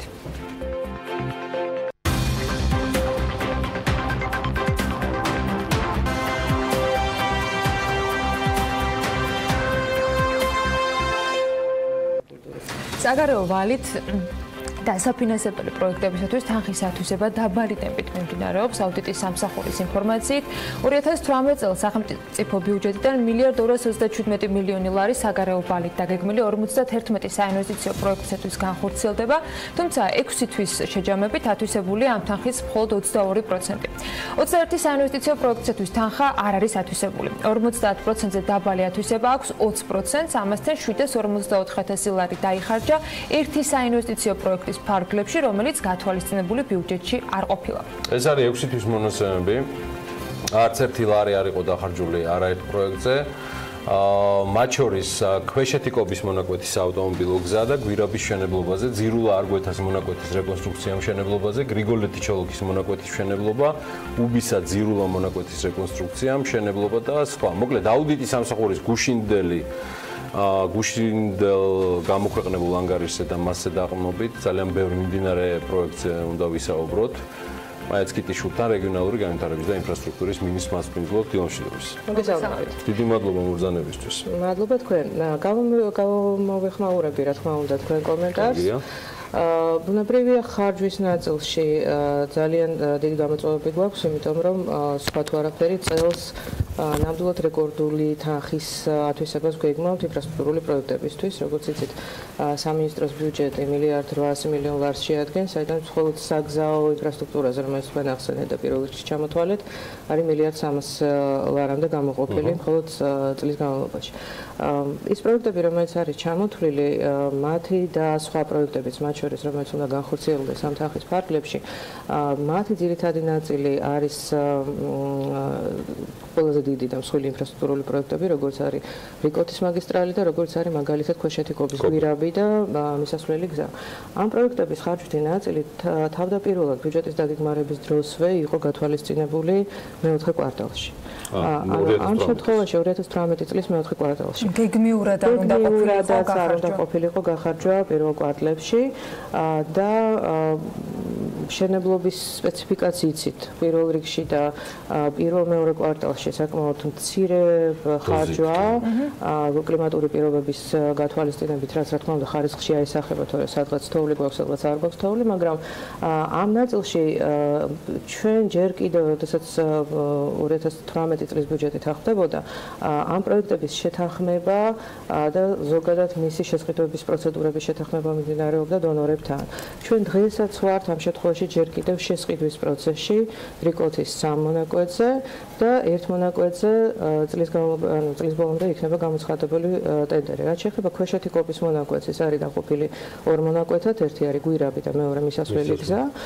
ორივეზე არის გამოცხადებული ტენდერი, გვირაბის ნაწილი ტენდერი უკვე გაიხსნა, თუმცა ჯერ კიდევ მიმდინარეობს სატენდერო განაცხადების შეფასება, შემდეგ საინვესტიციო ჩვენ საერთაშორისო საფინანსო ინსტიტუტთან შეთანხმება და ასე შემდეგ. ანუ როგორც იცით, ეს რაც თქვენ ძალიან კიდევაც საგარეო ვალით ფინანსდება ეს პროექტები, ანუ საერთაშორისო საფინანსო ინსტიტუტების მიერ, ევროპის განვითარების ბანკის, აზიის განვითარების ბანკის, იაპონიის, EIB, ანუ JICA და მსოფლიო ბანკი, ანუ ეს არის ამ პროექტების დამფინანსებელი სტრუქტურები და სრულად მთელი სატენდერო პროცედურები, როგორც პროექტების შეთანხმების ჩათვლით, მათ შორის საპროექტო დოკუმენტაციის, ინჟინრის, ანუ კონსულტანტის, ან ზედამხედველი კომპანიის შერჩევა, გატენდერება, შემდეგ სამშენებლო სამუშაოებზე ტენდერების გამოცხადება, მათი პირობების შეთანხმება, ტენდერების შეფასებაც, ანუ აბსოლუტურად ყველა მონაკვეთი თანხმდება მათ შორის საფინანსო ინსტიტუტებთან. ეს არის ხანგრძლივი პროცესი, ან განსხვავებულია ჩვენი სახელმწიფო შესყიდვების კანონიდან. ჩვეულებრივი დადგენილი, რომელთაც მუშაობს ამ შემთხვევაში მუშაობენ საფინანსო ინსტიტუტები, უბრალოდ მე მინდა ამით ახსნა, რომ ეს პროცესი თავიდანვე იყო დაგეგმილი ისეთი სახით. ეს არის გეგმიური და არ არის ჩამორჩენა გეგმასთან. რა თქმა უნდა, ჩამორჩენებიც გვაქვს. ყოველთვის ცნობილი სამტრედია გრიგოლეთის ნაწილი, გრიგოლეთი ჩოლოკის თქვენ ახსენეთ, ანუ ერთ-ერთი ამ შემთხვევაში მონაკვეთია, გვაქვს ჩამორჩენა სამწუხაროდ მთის გზების ნაწილში, ანუ ეს ბაღდათი ქობულებთან დაკავშირებით იყო მათ შორის. ქობულებთან დაკავშირებით იყო ხანგრძლივი სამწუხაროდ წინა წლებში იყო ჯერ კიდევ ჩამორჩენა, რომელიც განსახლების პოლიტიკითაც მათ შორის იგივე დონორებთან ურთიერთობის და მათი განსახლების პოლიტიკითაც განისაზღვრება ზოგ შემთხვევაში. ბულვარზე მახსოვს თქვენი გულისწყრომა რო ადგილზე მოგიწია. ბულვარზე უკვე სხვა პროექტების მენეჯმენტის ნაწილის საკითხია, რომელიც მშენებლობასთან მოყვება, მაგრამ ჩვენ ვსაუბრობთ ახლა უშუალოდ იმ დიდ პროექტებზე, რომელიც დონორსებს ვეძახით, თუმცა სესხებია რა თქმა უნდა ყველა და ჩვენი დასაბრუნებელია, მაგრამ ეს არის ზოგან პროცედურული პროცესები, რომელიც თან ახლავს ამ პროექტებს, შესაბამისად ამ პროექტების და ხარჯვის ასეთი სახით განაწილება არის ამასთან დაკავშირებული და ჩვენ ამ შემთხვევაში ამ პროექტების სატენდერო პროცედურები, როგორც აგიხსენეთ, ჯერ კიდევ მიმდინარეობს. გეგმავთ, რომ წლის ბოლოსთვის იქნება შესაძლებელი ხელშეკრულების გაფორმება და საავანსო გადახდების გადახდა. თუმცა, რა თქმა უნდა, ჩვენ ტენდერები გვიჩვენებს, ტენდერების მიმდინარეობა და ტენდერების შეფასება, რამდენად ტენდერები შედგა, არ შედგა და რამდენად ეს ყველაფერი ფაქტობრივად აუდიტის სამსახურს პირდაპირ ეთერში გასაგებია, იმიტომ რომ ეს დროში გაწერილი თემები რაც და როგორც არის. ხომ არ იყო ეს მოდი ესე გავუკეთე ფორმულირებას კითხოს ქალბატონია. ხო არ იყო ეს ერთ-ერთი იმ გამოწვევთაგანი, რაც თქვენ დაგვხვდათ სამინისტროში. მე არ მქონდა მანამდე თქვენი დაინტერვიუების საშუალება და მაინტერესებს რა იყო გამოწვევების ის ჩამონათვალი, რომელიც დღეს თქვენ შეგიძლიათ უკვე საზოგადოებას გააცნოთ და რომლის საქმის კურსშიც ბრძანდებოდით, როგორც მთავრობის ადმინისტრაციის ხელმძღვანელი, არ დაგვხვდათ სიურპრიზად, მათ შორის ესეთიც. ზოგადად პირველ რიგში რა თქმა უნდა ფაქტი იმისა, რომ 2012 წლიდან მთავრობის ადმინისტრაციის ხელმძღვანელი ვიყავი, რა თქმა უნდა ამან გაამარტივა ფაქტი ჩემი ამ შემთხვევაში სამინისტროსთან ურთიერთობის, იმიტომ რომ ბევრი ის პროექტი, რომელიც სამინისტრო ახორციელებს, სახელმწიფო მნიშვნელობის არის და შესაბამისად ჩემთვისაც ცნობილი იყო. გამოწვევები არის ზოგადად მშენებლობასთან დაკავშირებული, მე მქონდა სამშენებლო სექტორში მუშაობის გამოცდილებაც მანამდე და ყველა ეს გამოწვევა, რომელიც დამხვდა სამინისტროში, ზოგადად ვერ ვიტყოდი, რომ რამე განსაკუთრებული ყოფილიყო. ეს არის ზოგადად ყველა მთელი იმ პრობლემატიკის სპექტრი, რომელიც ზოგადად პროექტების განხორციელებასთან არის დაკავშირებული. მაინც მონიტორინგისკენ მიდის პირა სირთულის თუ კერძო სექტორი ვერ არის კვლავ ჯერ კიდევ აი მე ვიტყოდი ორივე, რა თქმა უნდა, იმიტომ რომ ამ შემთხვევაში კერძო სექტორის ნაწილში, როდესაც ჩვენ ვსაუბრობთ, რომ სახელმწიფო ხარჯებს მისდევს ასეთ რესურს ინფრასტრუქტურულ პროექტებში და როდესაც საუბრობთ იმაზე, რომ სახელმწიფოსთვისაც ეს სიახლეა და ამხელა თანხების ხარჯვა, ეს სიახლე არის კერძო სექტორისთვისაც. და არავისთვის არ არის დასამალი, რომ სამწუხაროდ ჩვენი კერძო სექტორიც ბუნებრივი არ არის ხშირ შემთხვევაში მზად ასეთი ხარჯისთვის. ასეთი თანხების ათვისებისთვის, პარალელურად ამდენი პროექტების განხორციელებისთვის, იმიტომ რომ თქვენ ამჟამად ახსენეთ, ახლა ჩვენ ვისაუბრეთ ყველაზე დიდ ინფრასტრუქტურულ პროექტებზე, სადაც ძირითადად უცხოური კომპანიები იღებენ მონაწილეობას, თუმცა ხშირ შემთხვევაში ქართული ქვეკონტრაქტორები ყავთ სხვადასხვა მონაკვეთებზე და სხვადასხვა სამუშაოებზე. თუმცა ჩვენ ახორციელებთ ძალიან ბევრ მცირე პროექტებსაც, მათ შორის რეგიონებში, ბევრი პროექტი აკობულეთი ახსენეთ, იქ გამოწვევა მათ შორის იყო კონტრაქტორის გამოუცდელობა და ხშირ შემთხვევაში ჩვენი კონტრაქტორები ეჭიდებიან იმ სამუშაოს, რომელსაც გონიათ, რომ შეასრულებენ მარტივად, ხშირ შემთხვევაში ზოგ შემთხვევაში კვალიფიკაციის ნაკლებობა, ზოგ შემთხვევაში ცოტა ასე ვთქვათ გადაჭარბებული შეფასება საკუთარი შესაძლებლობებით. ნოდარ ჯავახიშვილის თქვენი ერთ-ერთი წინამორბედის შეფასება მოვისმინეთ, როდესაც ტენდერებთან დაკავშირებით ორდღიანი სამუშაო შეხვედრა იმართებოდა გასულ კვირაში. მან თქვა, რომ იყო შემთხვევები, როდესაც უხარისხოდ კეთდებოდა რიგ შემთხვევებში გარკვეული საქმე გზებზე იყო კონკრეტულად საუბარი.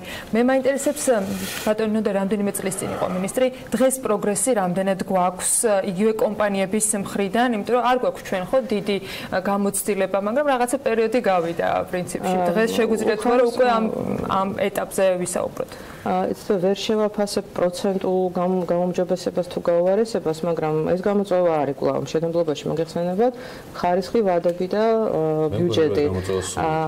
ეს გამოწვევა სულ არის, ეს გამოწვევა არის უცხოეთშიც, ამიტომაც უცხოელებს და ამიტომაც დონორებზე ვსაუბრობთ ახლა ზედამხედველი კომპანიების ინსტიტუტი, ამიტომ არის ასეთი მნიშვნელოვანი ყველა ასპექტში, როდესაც დამკვეთსა და შემსრულებელს შორის არსებობს ზედამხედველი ინჟინერი, რომელიც მათ შორის აკონტროლებს ხარისხს.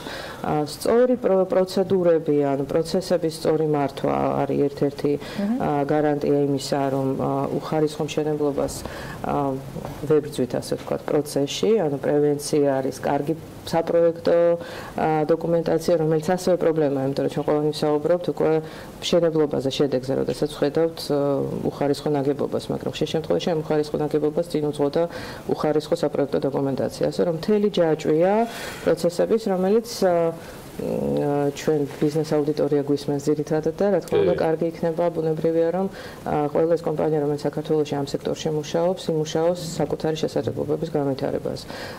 ეს არის ახალგაზრდა კადრების კვალიფიკაციის ამაღლების პროგრამები, უცხოეთში სწავლების ხელშეწყობა და გარდა ამისა რა თქმა უნდა მუდმივი ტექნოლოგიების ბუნებრივია კი თანამედროვე ტექნოლოგიები არის ზოგადად ვიტყოდი ერთ-ერთი შესაძლებლობა, რომელიც ჩვენ ქართულ სამშენებლო სექტორს, რა თქმა უნდა, სხვა დონეზე აიყვანდა. ერთ-ერთი მიზეზი რატომაც ამ შემთხვევაში კერძო უცხოური კონტრაქტორები იღებენ მონაწილეობას ტენდერებში, გარდა იმისა, რომ სამუშაოთა მოცულობა და გამოცდილება აქვს განსხვავებული ვიდრე ჩვენ ქართულ კომპანიებს, მაგრამ არის მათ შორის თანამედროვე ტექნიკის ფლობა და თანამედროვე ტექნოლოგიების ფლობა. ობიექტურად რომ თქვა, ხშირ შემთხვევაში ქართული კომპანიებისთვის ფინანსურად უფრო ხელმიუწვდომელია ვიდრე იგივე უცხოური. რთულია, რა თქმა უნდა, თუმცა უცხოური კომპანიები აქამდე მიდიოდნენ. ჩვენ შემთხვევაში ვიცით, რომ ხშირად ჩვენი ქართველი ბიზნესმენები ბიზნესში ინვესტიციების ნაცვლად ვთქვათ, საკუთარი ავტოპარკის გაუმჯობესებით არიან ხოლმე დაკავებული. ამიტომ ეს რა თქმა უნდა არის ბუნებრივი პროცესი, რაც მეტ სამშენებლო სამუშაოებს დააფინანსებს სახელმწიფო, მით უფრო მეტი გამოცდილება და მეტი შესაძლებლობა და მეტი რესურსი დაუგროვდება ჩვენ ქართულ სამშენებლო სექტორს, უბრალოდ მნიშვნელოვანია, რომ ჩვენმა სექტორმაც იმუშაოს საკუთარ შესაძლებლობების განვითარებაზე. კითხვა დამესვა, მაგრამ ფაქტობრივად ყველა ის პროექტი, რომელიც დღეს მიმდინარე არის, თქვენ თავშივე ერთიანად გაგვაცანეთ, მაგრამ მაინც წლის ბოლომდე რა ეტაპების დასრულებას უნდა ველოდოთ, ვიდრე 2019-ზე გადავალთ.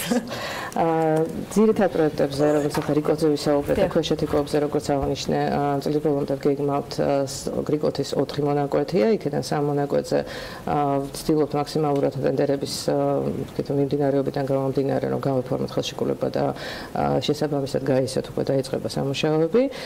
მეოთხე მონაკვეთზე წლის ბოლომდე ასევე იქნება გამოცხადებული ტენდერი და სავარაუდოდ უკვე გამარჯვებულის გამოვლენა იქნება შემდეგი წლის დასაწყისში.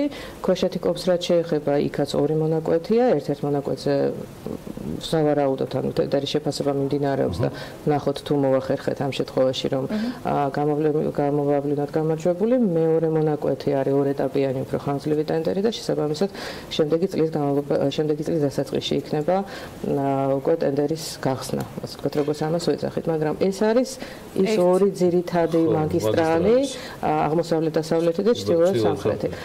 თუმცა როგორც აღნიშნე, გვაქვს ძალიან ბევრი პროექტი წყალმომარაგების გაერთიანებული წყალმომარაგების კომპანიაც არის სამინისტროს დაქვემდებარებაში, რომელიც დღეისთვის კალტონი ეკა არის ხელმძღვანელი კომპანიის. კი, ეს არის ასე ვთქვათ, სტუმარი მოინიშნე.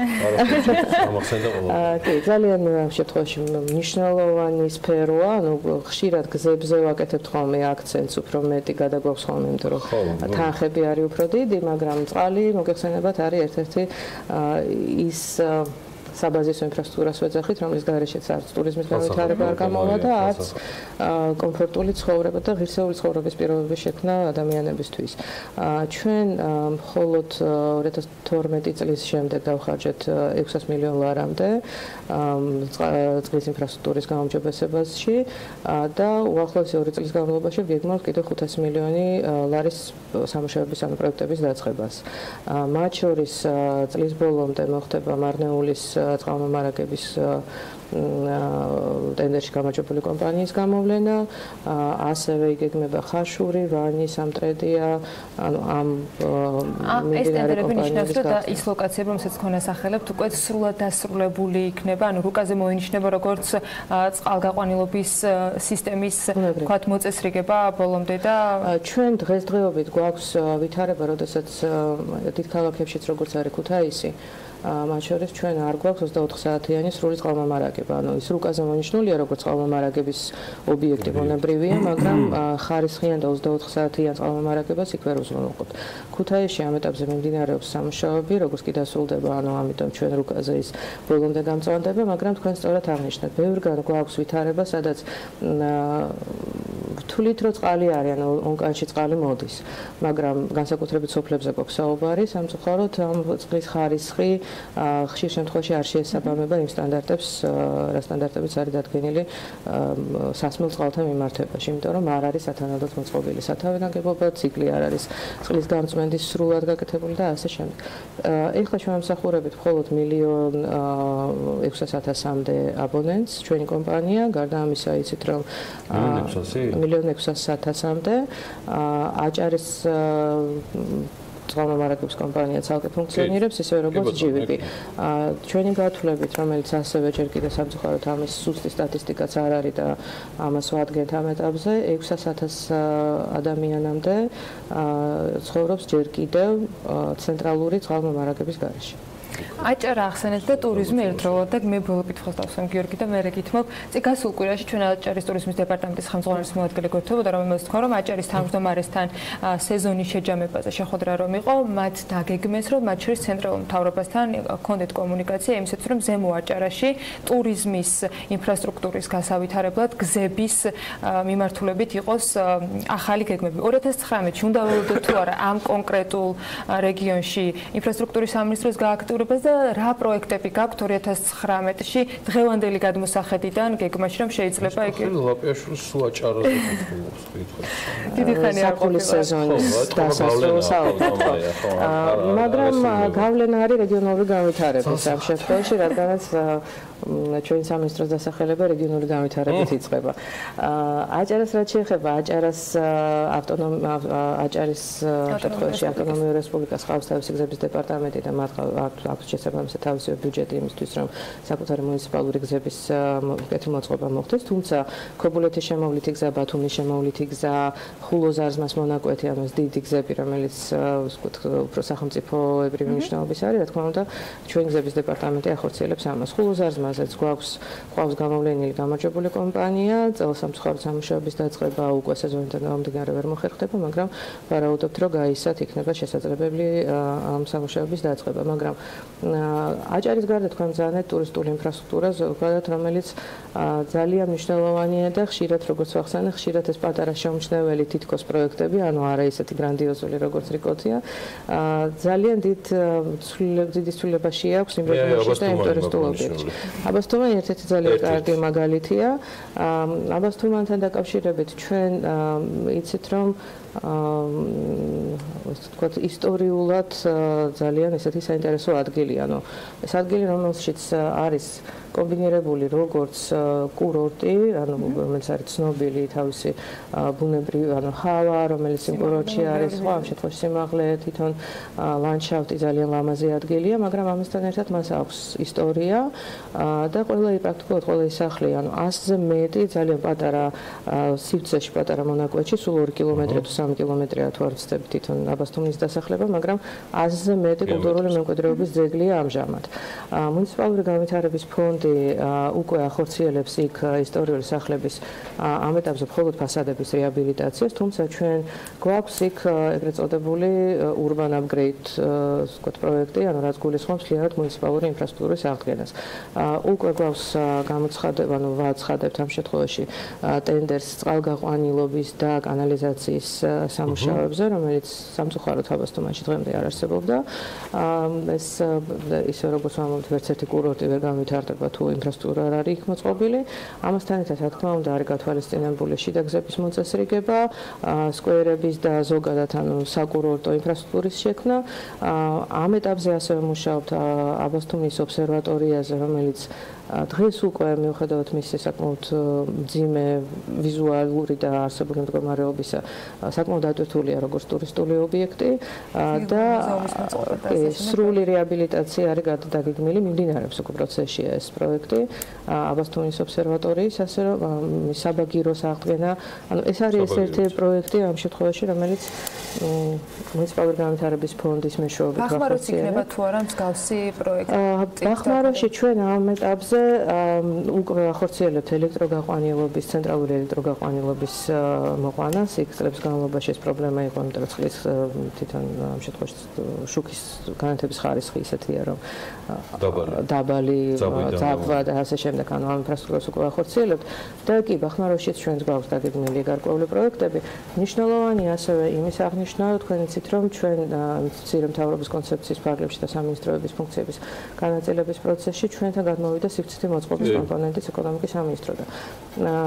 რა არის ეს და რას ვაკეთებთ, ხო? ანუ ბახმარო ახსენე და აბასთუმანი ორივე ამ ლოკაციაში ბახმაროში უკვე გაკეთდა განვითარების გეგმა, ну განაშენიანების რეგულირების გეგმაც, მათ შორის და გეგმაც და ასეთი პროცესი უკვე იწყება აბასთუმანშიც და ბევრი ასეთი ლოკაცია განსაკუთრებით ტურისტულად საინტერესო კურორტებზე ვსაუბრობთ და საინვესტიციო საინტერესო ადგილებზე, სადაც ეს განვითარების გეგმები ან დგებოდა თქვა ეკონომიკის სამინისტროს მიერ, მაგრამ შემდგომში ცოტა გახლეჩილი იყო ამ შემთხვევაში ჩვენ ვაკეთებდით ინფრასტრუქტურას, გეგმა ცოტა ცალკე არსებობდა, ჩვენ ცალკე ვარსებობდით და მუნიციპალიტეტები, რომლებიც ძირითადად ასრულებენ შემდეგ ამ გეგმას და რომლის სრულდებულებაც არის, ამ გეგმის შესრულება კიდევ მესამე შტო იყო.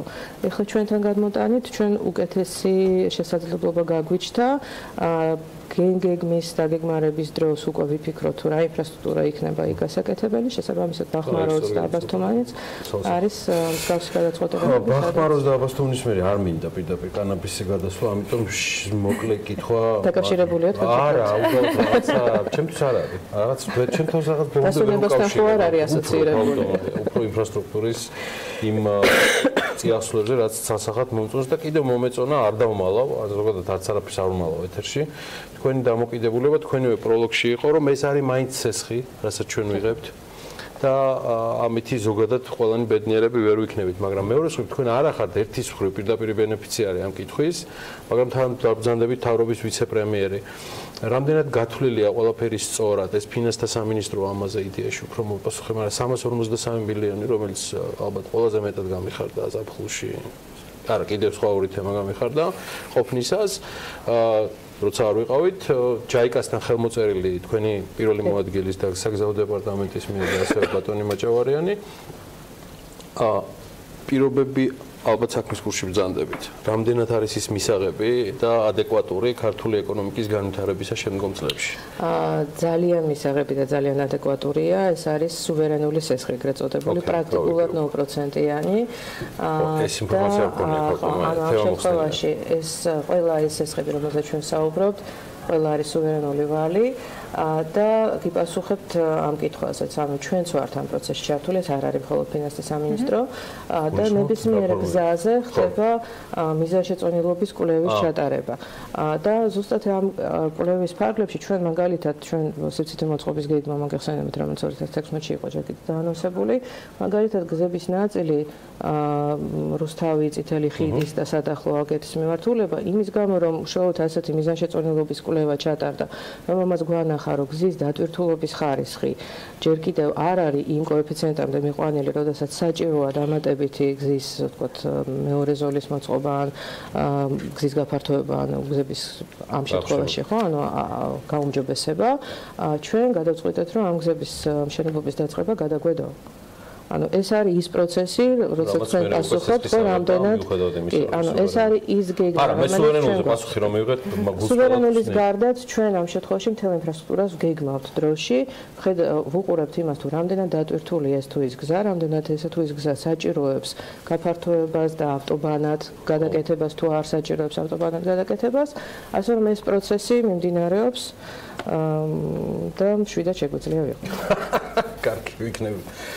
შვიდად შეგვიძლია ვიყოთ თუ არა კანაბისის კულტივაციასთან დაკავშირებით. მე თქვენი დამოკიდებულება მაინტერესებს ეკონომიკურ ჭრილში ამ თემასთან დაკავშირებით. კანაბისის კულტივაცია რას მოუტანს ქართულ ეკონომიკას? თქვენი დამოკიდებულება მაინც კითხვის. პირველ რიგში ჩემი დამოკიდებულება არის რომ ეს არ არის ეკონომიკური საკითხი. არ არის. ჩვენ პირველ რიგში ვსაუბრობთ და მთელი ამ პერიოდის განმავლობაში ქონდა საზოგადოებაში ვნებათა ღელვა, ზოგადად, რა თქმა უნდა, ნარკოპოლიტიკასთან მიმართებაში ქონდა ძალიან ბევრი გამოსვლებიც, საუბრებიც და ასე შემდეგ და რა თქმა უნდა, ყველანი მივედით იმ დასკვნამდე, რომ ზოგადად ნარკოპოლიტიკა ჩვენს ქვეყანაში არის შესაძლებელი. ხო, უკვე ვსაუბრობთ უფრო ჰუმანურ ნარკოპოლიტიკაზე, არა მხოლოდ დაჯაზე ორიენტირებულ, ანუ მომხმარებელზე ვსაუბრობ პირველ რიგში, არამედ მომხმარებელს უნდა დავეხმაროთ. პრევენციაზე უნდა ვიყოთ ორიენტირებული პირველ რიგში, სადაც ჯანსაღი ცხოვრების წესს აქვს ძალიან დიდი მნიშვნელობა და სადაც ჩვენ სამინისტროსაც, როგორც ინფრასტრუქტურის სამინისტროსაც ჩვენი წვლილი გვაქვს, როდესაც სპორტული ობიექტების მშენებლობით ვართ მაგალითად რეგიონებში დაკავებული. ფაქტია. მუშაობთ, მაგრამ ამასთან ერთად ძალიან მნიშვნელოვანი იყო და ამ პოლიტიკისთან დამოკიდებულების გამოძახილი იყო სავარაუდოდ ამ შემთხვევაში მათ შორის ალბათ საკონსტიტუციო სასამართლოს გადაწყვეტილებაც. მაგრამ ამ გადაწყვეტილების შემდეგ მოგეხსენებათ აღმოჩნდა იმ რეალობაში, როდესაც პრაქტიკულად დერეგულირებული აღმოჩნდა. ანუ არა თუ დეკრიმინალიზირებული, არამედ არაფერი რეგულაცია, ძველი კანონი აღარ მოქმედებდა და ბევრს გაუჩნდა განცდა, რომ ყველაფერი არის შესაძლებელი. ამიტომ ჩვენ რაც გავაკეთეთ და რატომაც შინა გასაქმეთა სამინისტრო გახდათ ამ პაკეტის შემმუშავებელი და ინიციატორი, იყო ის, რომ ჩვენ ვეცადეთ დაგვერეგულირებინა შესაბამისად როგორც მოხმარება პირველ რიგში და უკვე მოხმარებასთან ერთად, როდესაც ვსაუბრობთ რეგულაციაზე, ამასთან ერთად უკვე კულტივირების რეგულაციასაც, ასევე კულტივირებასაც სჭირდება რეგულაცია. ანუ თუ ჩვენ ვსაუბრობთ მოხმარებაზე და ვსაუბრობთ იმაზე, რომ არ შეიძლება საზოგადოებრივ სივრცეში მარიხუანის მოხმარება და შესაბამისად მარეგლამენტირებელია. შემდეგი კითხვა თუ ჩდება და კვლავ მოსახლეობას თუ უჩნდება განცდა, რომ ესე იგი შესაძლებელია მოყვანა, ვამბობთ არ შეიძლება მოყვანა და მოყვანა თუ არის, მაშინ არის შესაძლებელი მხოლოდ ამ სახით. თუმცა ამ მოყვანასაც რა თქმა უნდა აქვს თავისი ეკონომიკური ასპექტიც, რომელსაც ასევე ცნობილია თქვენთვის, რომ ძალიან ბევრი ისეთი ქვეყანა, ბევრი მოვისმინე, რომ კოლუმბიზაცია და ავღანიზაცია არის საქართველოს შემთხვევაში დიდი ბრიტანეთი, კანადა, საბერძნეთი, ისრაელი, ან ყველა ის ქვეყანა, ვერც ერთ ამ ქვეყანას ვერ დავაბრალებთ, ასე ვთქვათ, ნარკოტრაფიკის, ასე ვთქვათ, შემოსავლებზე დახტნობას და შესაბამისად რაღაც ტიპის, ხო, იურიდიული ვაკუუმი, რომელიც წარმოიშვა თქვენი ბრძანებით ამ საკონსტიტუციო სასამართლოს გადაწყვეტილების შემდეგ ალბათ გზავნილის მიწოდება სხვანაირად შეიძლება. ამიტომ ამ შემთხვევაში კომუნიკაცია არის ნამდვილად მნიშვნელოვანი, შესაბამისად ჩვენი გადაწყვეტილებაც მოგეხსენებათ ამ ბოლოდროინდელი რაც არის, რადგანაც სასტემნებად ხრობა გამოიწვია და კითხვები გამოიწვია, მოთ ასე ვთქვა და არაერთგვაროვანი შეფასება, დროში გადაიწევს კულტივირების ნაწილი, ხოლო რა თქმა უნდა მოხმარების რეგულირების ნაწილი იქნება მსგავსი. მადლობა მაიაცკიტიშვილის სტუმრობისთვის, ძალიან საინტერესო იყო ჩემთვის. ამ ინტერვიუს სულ მალე რამდენიმე წუთში BMWG-ზე ნახავთ, ასევე მის ძალიან ბევრი ინფორმაციას და ტექსტუალურ ვერსიას, იმიტომ რომ ძალიან ბევრი სიახლეა. მოკლედ გვიძქირეთ, გვიყურეთ, სულ რამდენიმე წუთში TV პირველის საინფორმაციო სამსახური შევა ეთერში, მე 20 წუთით მოვაკლებთ მარტო თავს. მაგრამ არ მოგაწყენთ შემდეგი ნახევარ საათის განმავლობაში ქალების ნარატივით დაუბრუნდებით.